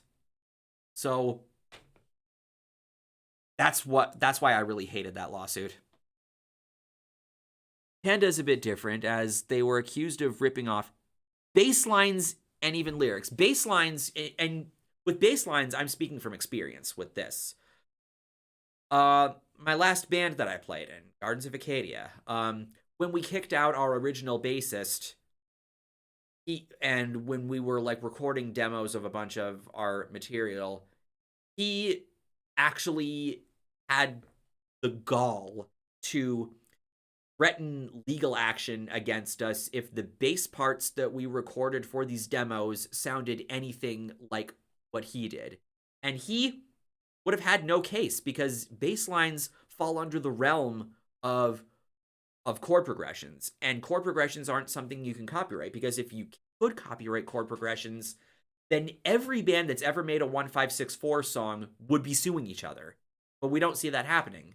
So therefore, it's not really something you can really do. Lyrics, on the other hand, yeah, you can make a case there for lyrics. The lyrics did go through translations, so it's harder to prove. Well, were they not in English? The sequence of a similar feel followed by "You're an idiot" in your ripoffs video is one of my favorite jokes of yours that you've made in your videos. Yeah. That is a great clip of Some Guy 827. Gotcha. They are really a really nostalgic band for me, referring to Google Dolls. The bad ending of the Ed Sheeran lawsuit is what happened with Iron Maiden, where they now cannot play "Hallowed Be Thy Name" anymore, as it turns out some of the riffs were stolen. Wait, is that actually true? Because if so, then that sucks, because Hallowed Be Thy Name is my favorite song of Iron Maiden's. Do you think nu metal can be considered popular still these days? I'm a major nu metal fanatic, loving bands from then and recent ones. I mean, if it's got a significant following, then I think it can be considered popular, even if it's not like, Billboard popular. That's at least how I define popular and whatnot. It would really depend on what your definition of popular is. It's obviously not the industry juggernaut it was at the turn of the millennium, but do you think it's still considerably popular? Yeah. Again, it really depends on what your definition of popular is. Panda was a Mexican pop punk band. Naturally, they'd write in Spanish. Oh, okay. Oh, I was thinking maybe they're a band from Mexico that writes in English, because there's a bunch of European bands that that write in English that don't write in their native tongue, which I do need to give a lot of credit for, considering how difficult of a language English is to learn.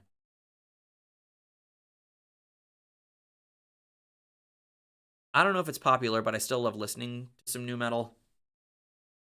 Yeah, again, it really depends on how you define popular, because there are a number of bands within the genre that still sell really well. They sell out tours. They have albums that chart well, especially nowadays. Um, so by that standard, I would still consider it popular, but it depends on what you define as popular. It doesn't matter what language the band is writing in. If you're copy pasting other bands' lyrics, it's bad news bears for you. Yeah. I just got into Powerman 5000 recently. They are a pretty good industrial band from the. Although their most popular song, called "When Worlds Collide," I always think of the song from SpongeBob whenever I think of Powerman 5000. Tetrarch is a great recent nu metal band. Indeed, they are. They pretty much sound like if you mashed up Linkin Park, Korn, and Slipknot. Another one that I got into recently was why am I forgetting the name? I know it starts with an O. Ocean Grove. They're another band that does that as well. Um, a band that sort of provides like a new take on the nu metal sound. Spider One is Rob Zombie's brother. Did they just copy and paste the lyrics into Google Translate? Like, this is another thing. Like, if they're originally Spanish speaking, then I feel like any plagiarism might have been unintentional. That's how I'm kind of interpreting a non-English speaking band coming out with Spanish, coming out with essentially the same lyrics but in Spanish. I feel like the plagiarism might have been unintentional, unless they're aware of the songs and are actually translating them into Spanish themselves. I've gotten plenty of SpongeBob jokes when suggesting that song for grab bags. Wait, grab bags as in what Sean does, or are you referring to or are you referring to something else?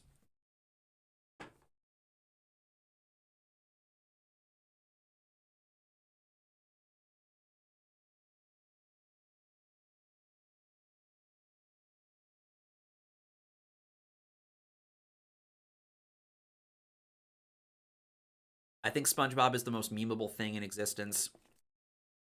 Certainly the most memeable show in existence. And it certainly makes for a lot of meme templates. In fact, an idea that I have for a game um, that I would want to play with someone one day is a game that involves going through all of the pre-movie SpongeBob episodes and naming at least one that originates from that episode. And who's ever able to name the most wins. Yeah, what Sean does. Oh, you suggested it for his series. Interesting. Not on his channel though, huh? Futurama tends to have better memes. We're not talking about the quality of memes. We're talking about like the quantity. You watch Trash Theory channel. I've seen his videos recommended in related tabs, but no, I have not watched.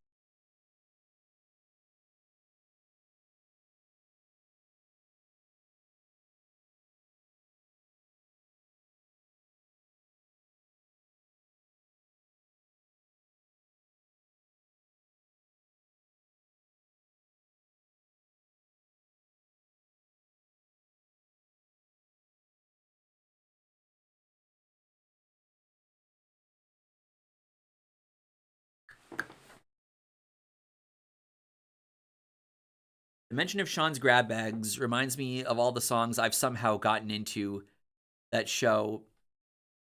That reminds me of all the songs I've somehow gotten into from that show. My favorite being Metropolis Part 1 by Dream Theater. Your first exposure to that song was through Sean? Interesting.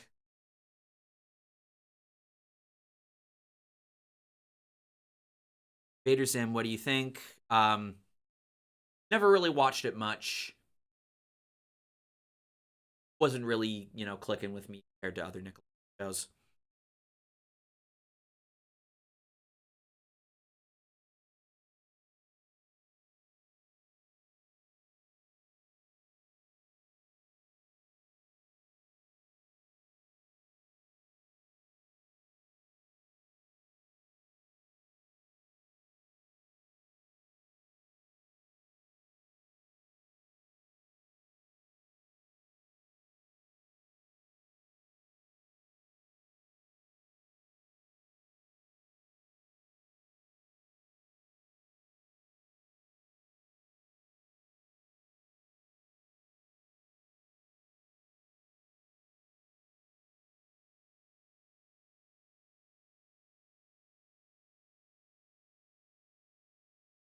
No, I mean, I was the one who suggested the song. Essentially got him to talk about by getting it into the video. Oh, that was suggested by you. Oh.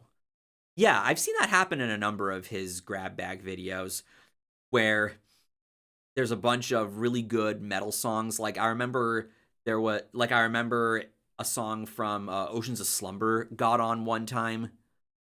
Um and I forget which one this was, but he had mentioned something along the lines of, you guys slowly getting me to slowly getting me to become a metalhead or something along those lines, and I'm like, yes. I can't vote in the grab bag since I'm not on Patreon. I'm not either, so you know, widely beloved album that you don't like. Mine is Define the Great Line by Under Oath. Huh. The Black Album by Metallica.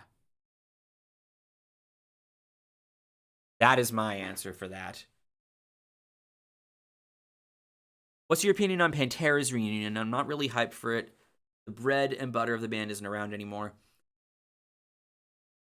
I don't think it should be called a reunion because, like, the heart and soul of Pantera was Dimebag and Vinny. And with them both being dead and it just being Phil and Rex, it's like Diamond Vinny started the band, actually. Like, when they originally started the band, it was just them, and their dad was like their manager and producer on like those first albums in the 80s, the glam albums. So it was basically like always their thing.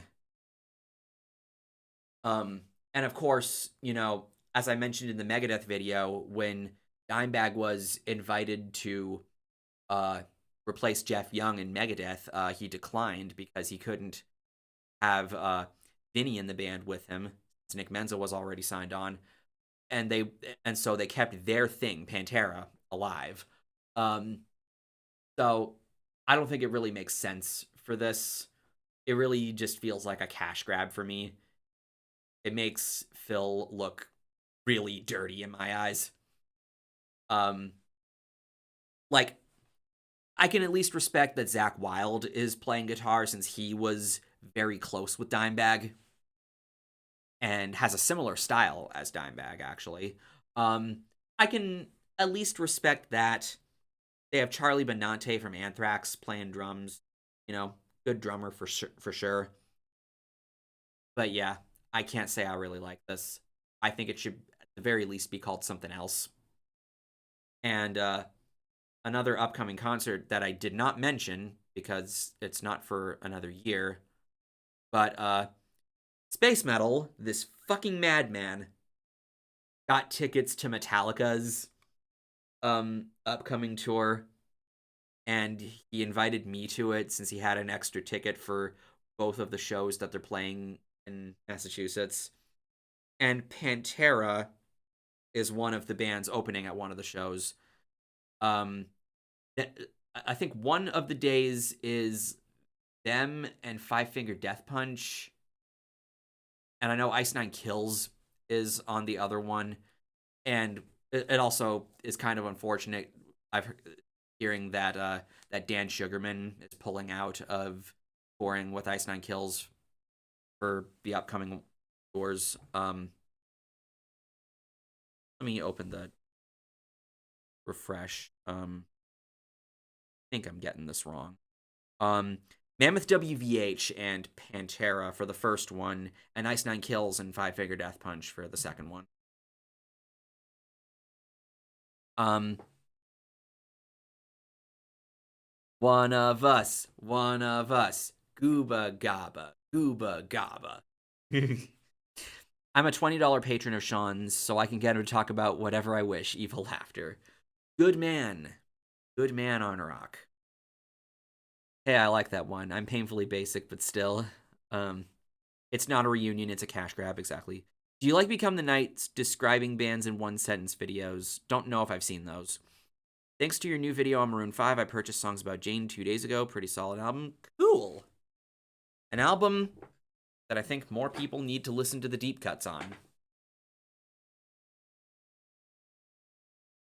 I'm also gonna go see Mastodon, Gojira, and Lorna Shore this summer too. Really looking forward to it. Yep, I'm seeing that.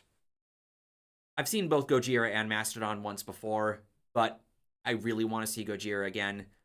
The last time I saw Mastodon was in 2013, and I didn't really like their set as much as I was hoping I would because there just wasn't as much energy on stage, but I'm hoping it's better this time around.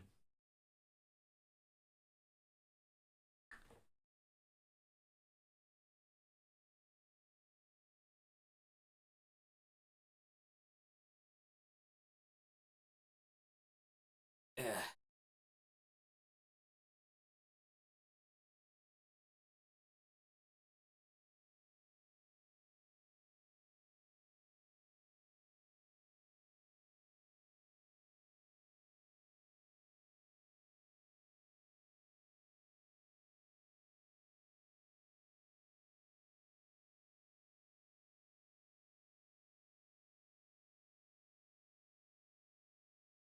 What I think of when I hear evil laughter. Oh, please, I have no soul. I like thinking of the Strangler laughing.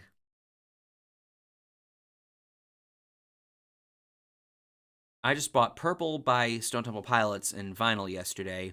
Walmart can be hit or miss with vinyl, but when they hit hard.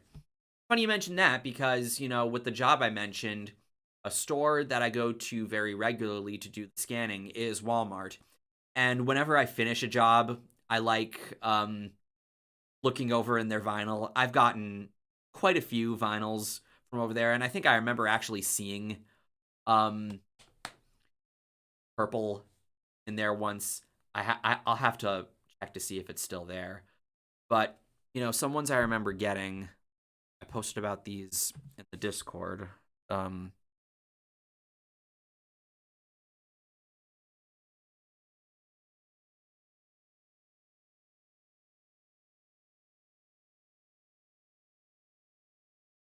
I got Number of the Beast there. I got Master of Puppets from Metallica, 1999 by Prince. Um, Let It Be by the Beatles. Um, Stormfront by Billy Joel. Um,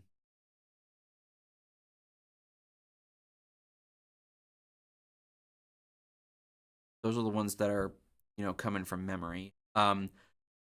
Escape by Journey.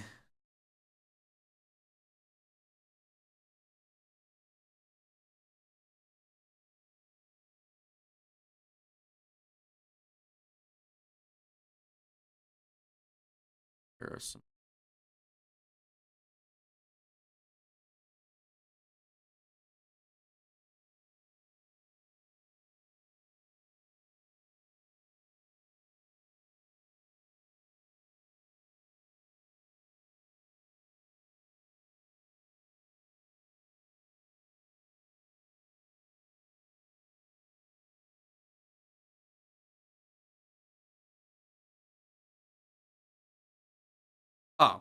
Women and Children First by Van Halen.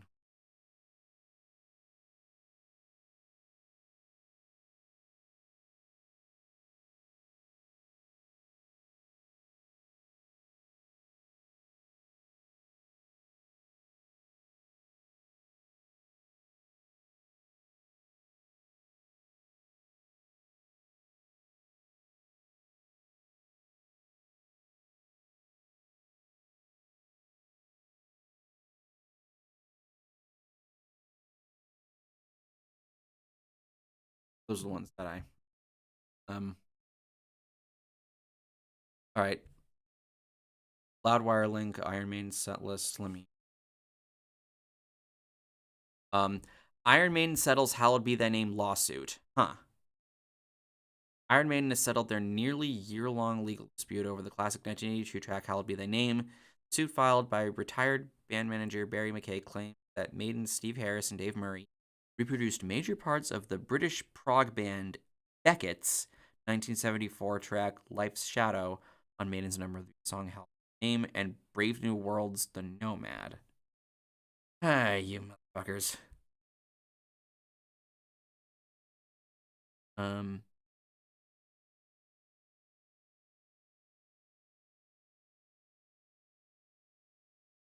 Iron Maiden removed "Hallowed Be the Name" from their set list due to the lawsuit, and now fans are thrilled to know that the track could make it back into Maiden's live show. Ooh, ooh, ooh. Cool. There's a link to the Iron Maiden case I mentioned earlier. I know you're not into deathcore, but have you listened to Whitechapel's latest album, Kin? Um, I never said I'm not into deathcore, just that it's not really one of my favorite genres. But Whitechapel has always been the band I've considered my favorite of the genre. And Kin, I thought was good. Didn't like it as much as The Valley, but I thought it was very good. It's got a diverse emotional range and sound from the worlds of prog metal and groove metal. The Muppets movie forever ruined maniacal laughing for me. I got the live version of Three Cheers for Sweet Revenge there. Ooh. Um, I've got work tomorrow, so I got to dip out a bit, but it was fun vibing there. Catch you later. Purple is an excellent grunge album. Meat Plow, Vaseline. Vaseline is my favorite Stone Temple Pilots song. Interstate Love Song, Unglued, and Army Ants would be my top picks from it. I even remember hearing Interstate Love Song playing on the radio at my job before. I've actually heard that song at the gym before. That's a song I like listening to on sunny spring morning afternoons.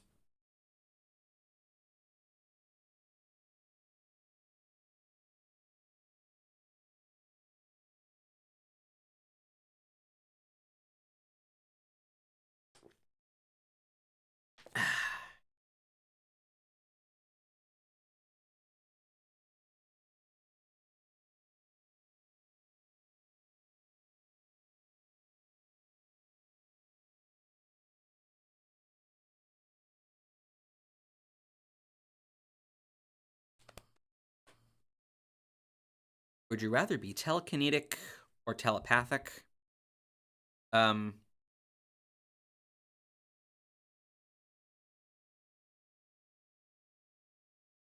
Telepathic, I think, sounds safer.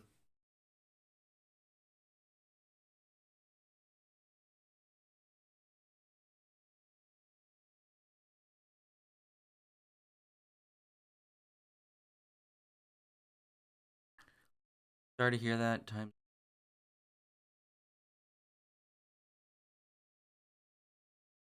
man.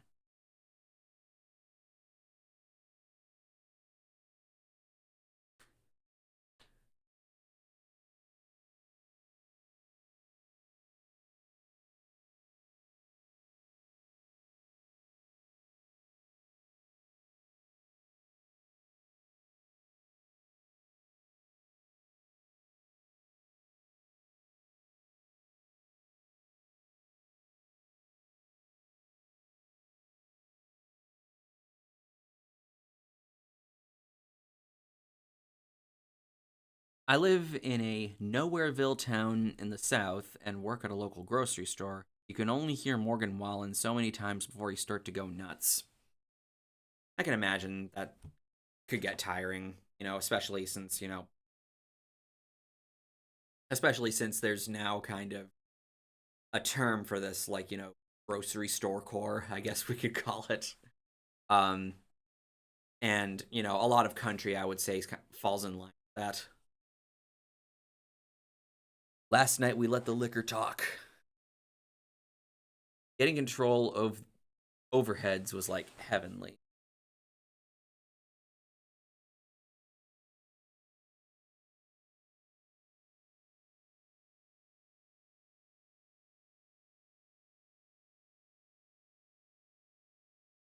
Oh, wait, I'm just realized I missed one.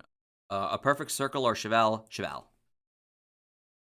Um, anyone listen to any recent Gorillas? I never listened to anything after Plastic Beach, except the. I'm in the same boat.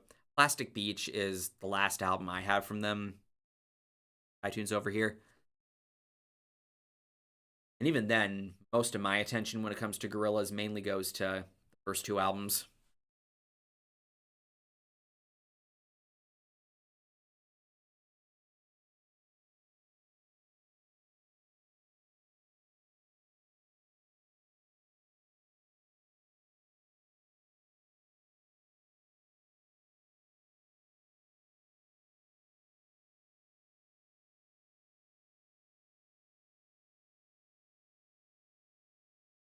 On the note of Gorillaz, I've heard that Damon is doing some new stuff with Blur. That he still keeps his ties there.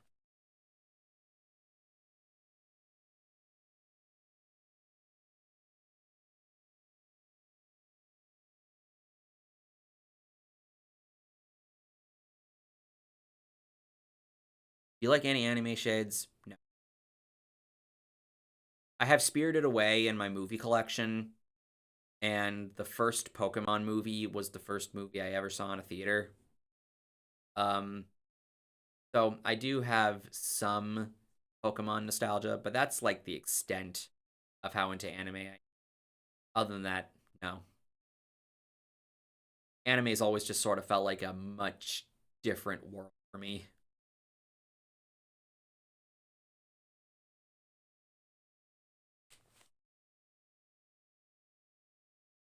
Have you seen the most recent Train Records episode on Run DMC? Yes, I have. I was not even aware of that era, I guess, of Run DMC's career, as I'm mainly only really familiar with the 80s albums from them. But yeah, really interesting when only like one of the guys from the group is like on board with that at all.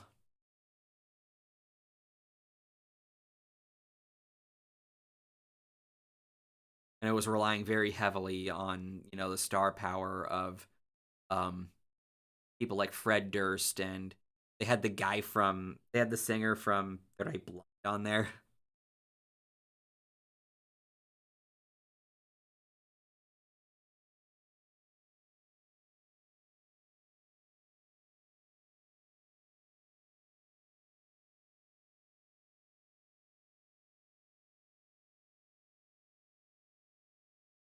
Um I'm only familiar with It's Tricky.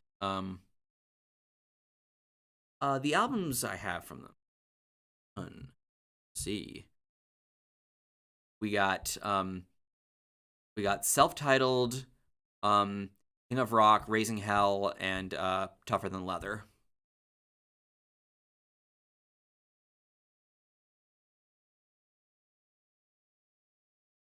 And I actually featured a song from Tougher Than Leather in my Christmas songs. Christmas in Hollis. Thoughts on Mushroomhead? They're one of my favorite bands. They're pretty good. Not a band I'm not a band I love, but definitely a worthwhile alternative metal band from the 90s. Um, I'm still waiting for the Limp Bizkit and Fallout Boy episodes. Um, what album would those be on again? Because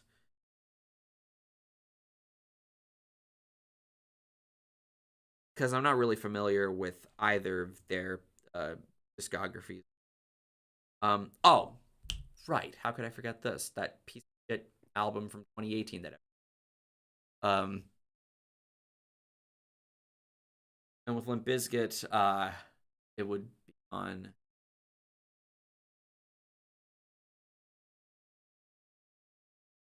album they did with West Borland, I think. I forget what it's called, but um, Fred Durst was involved. I need to watch that episode now. It's a pretty sad story, I would say. Like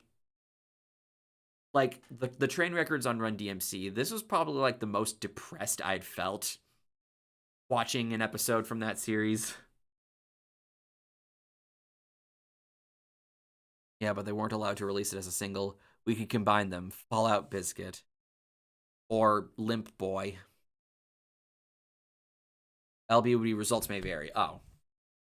Results may vary for Limp Bizkit. Right. The only thing I know about that album is that it has a cover of Behind Blue Eyes on it, which I've heard before and was very displeased by it.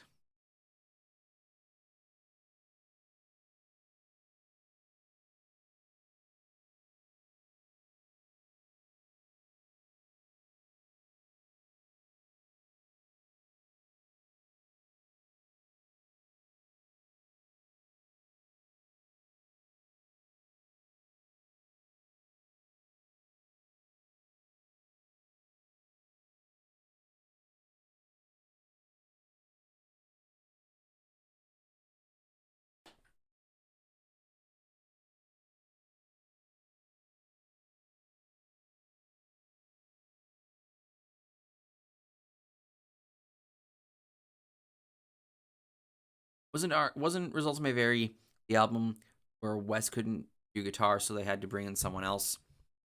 I think there was an album after Results May Vary where Wes didn't play on.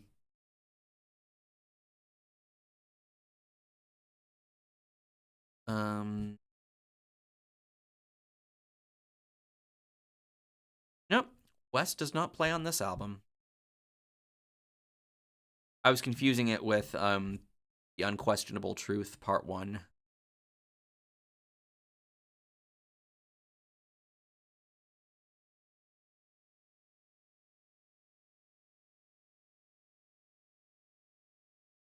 Um, Stuck is one of the most underrated Limp Bizkit songs. Don't look up the lead single. People say that's their worst cover. Like their cover of Faith doesn't exist. I don't mind the cover of Faith. I think it's kind of fun. Um, but yeah, the cover of Behind Blue Eyes, I was like, this is fucking boring.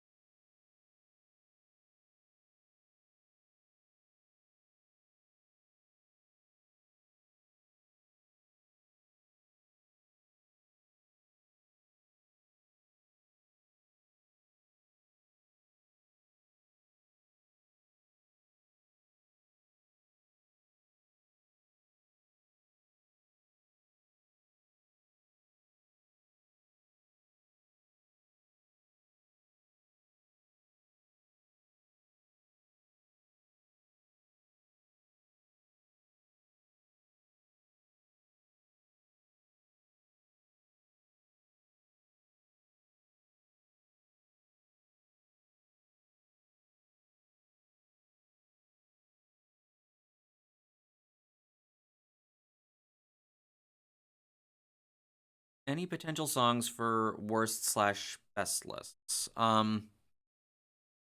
I've been taking some notes whenever something reaches my attention. Um, I'm pretty sure I'm actually going to be talking about um, I'm Good Blue.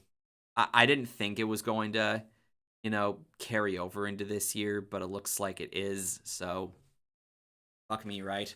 Uh, Megan Trainor, we're going to be talking about again, unfortunately, as well. I'm not looking forward to that. Um, Another one that I have a feeling I'm going to be talking about on the worst list is Baby Don't Hurt Me, another David Guetta thing where he does a really painful sample of of an old song. Now, as if I'm Good Blue wasn't enough, we also have Baby Don't Hurt Me, where he samples freaking What Is Love that away. So, those I'm definitely anticipating for the worst list. The only things I have notes for the best list are Kill Bill by SZA and possibly Die For You by The Weeknd. I don't know if it's debatable if I'm going to include that one, considering, considering it's an older one. So,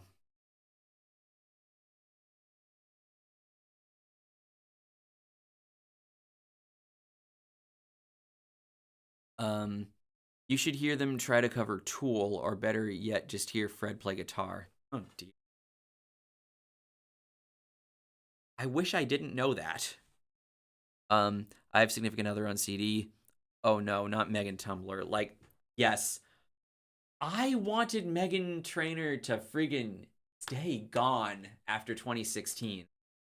I thought that she was just gonna be one of these people that we just look back on and back on us like, oh god, we let her become popular in the mid 2010s. Like, it was just a sign of the times, man. But no, back.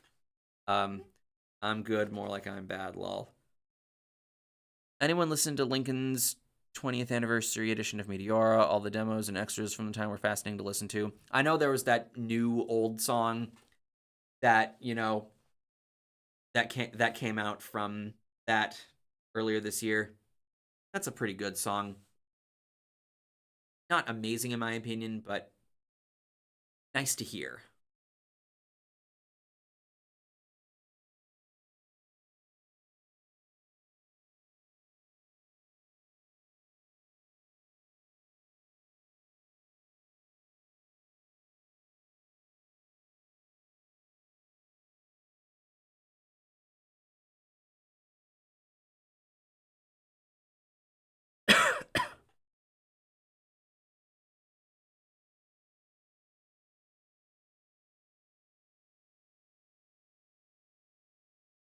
I'm going to pee real quick. So now, get this to come up.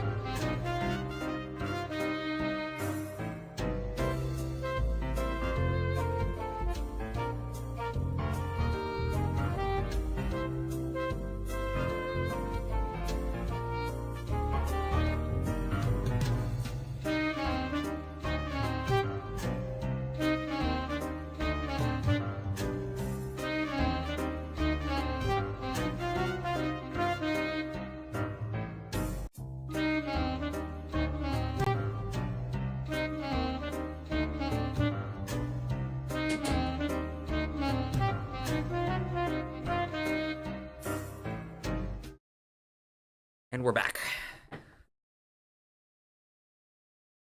All right. Anyway, she actually has a song that tells us to listen to her and stop mansplaining. Way to date your song. Uh-huh. Right. I think Adosa Buckley did a video on a song where she's like, "Listen to your mother," and it's like, what? Um, Same here as well. Final. You should have found waiting phone music. Right. I hope you enjoyed that little ditty from Pajama Sam 4. It's such a shitty fucking game, but it has some pretty good music. Um, Maybe you should have done a SpongeBob time card with the French narrator and have that loop. That would be annoying. Um, like that trance music.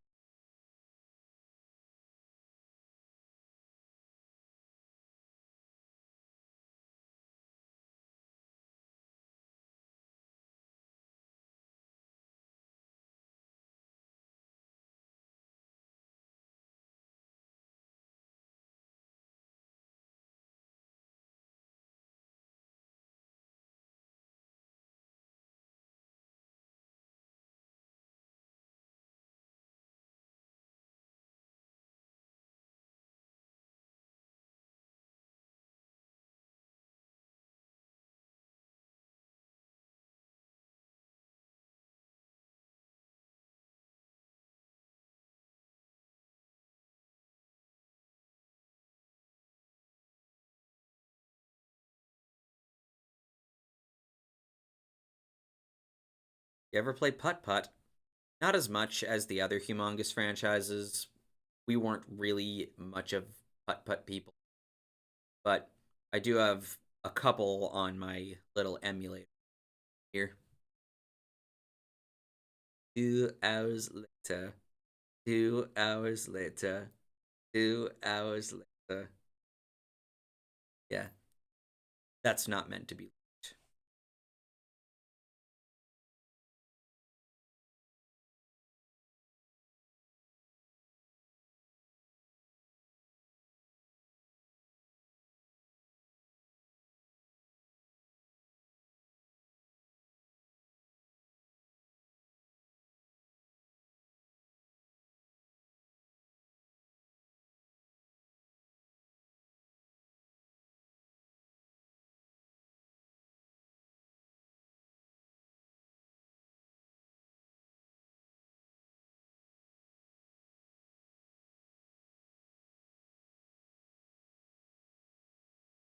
So much later that the old narrator got tired of now wait. So much later that the old narrator got tired of waiting and had to hire a new one.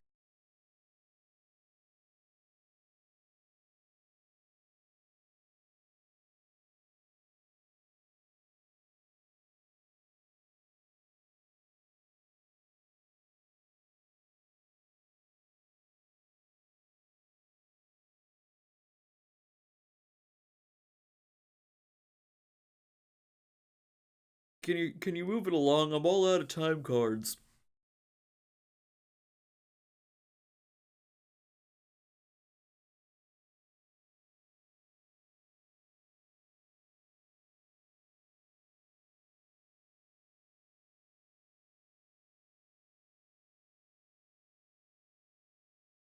But everyone knows the superior time cards are later still Wand of Gamelon.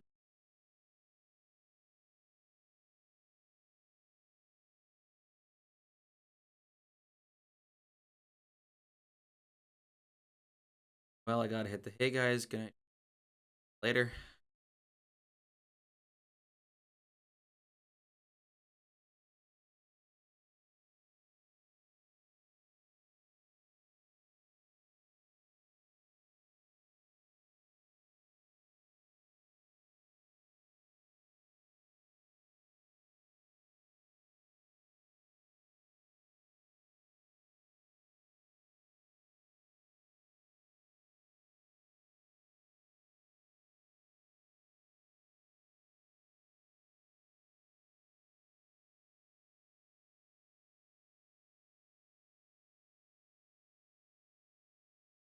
The British narrator reminds me of the silly songs with skit from VeggieTales was another thing that I brilliant that I was into.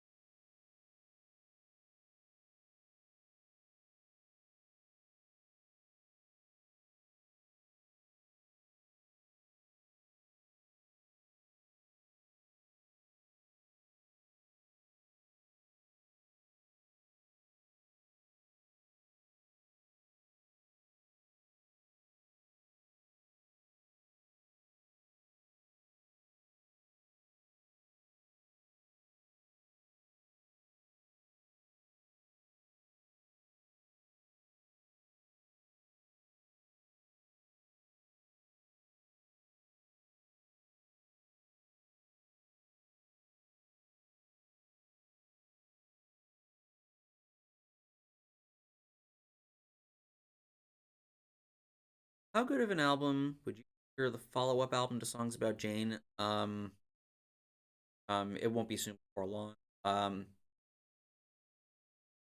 I'd say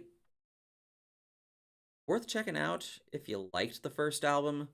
Um, I would say it's, okay compared to the first. I remember it not really clicking with me as much as I was hoping it would. You know, I would listen to it over anything they do nowadays.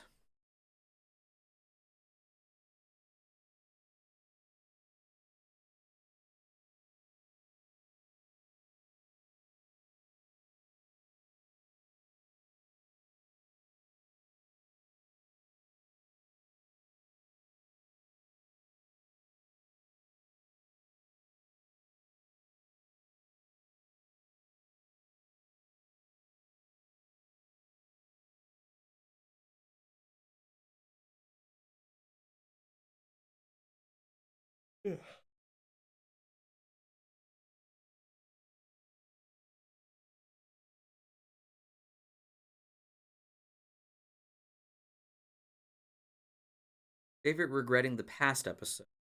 Mine is the Good Charlotte episode, mainly die. Um, I'm probably gonna go with the Trapped one for it, mainly because of just how much I was anticipating that throughout that year. I haven't seen all of them, but that's one that I remember enjoying a lot more.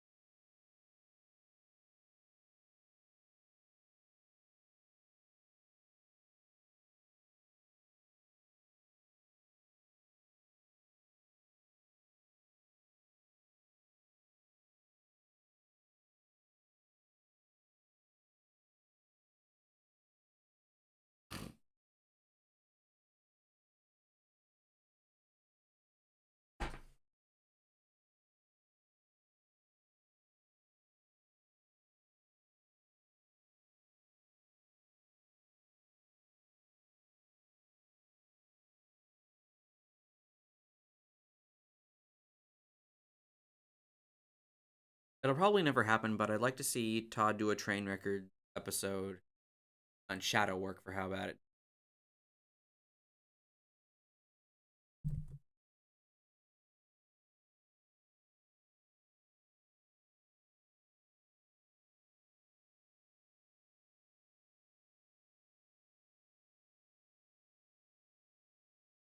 Oh,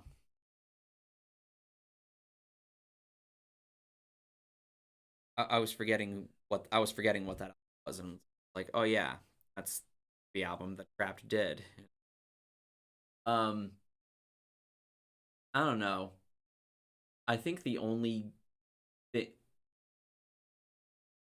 the only review of that album worth watching Atticus is,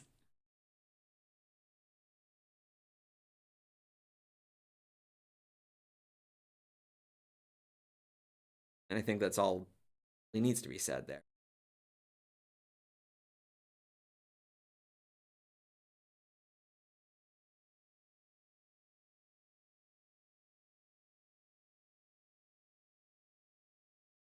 One that I would like to see.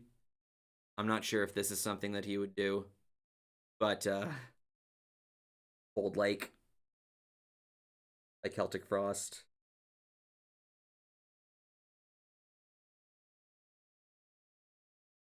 or maybe what's the name of that album?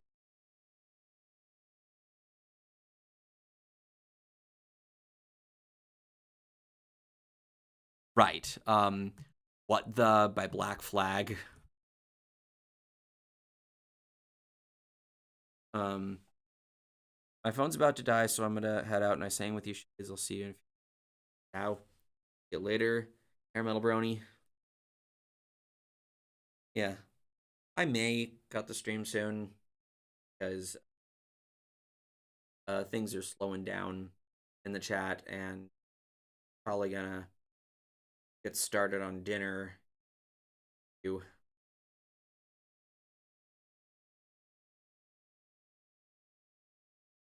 Yeah, yeah, I think now's the time that I'm at. So enjoyed chilling. Hope you enjoyed chilling, and I will see you next time.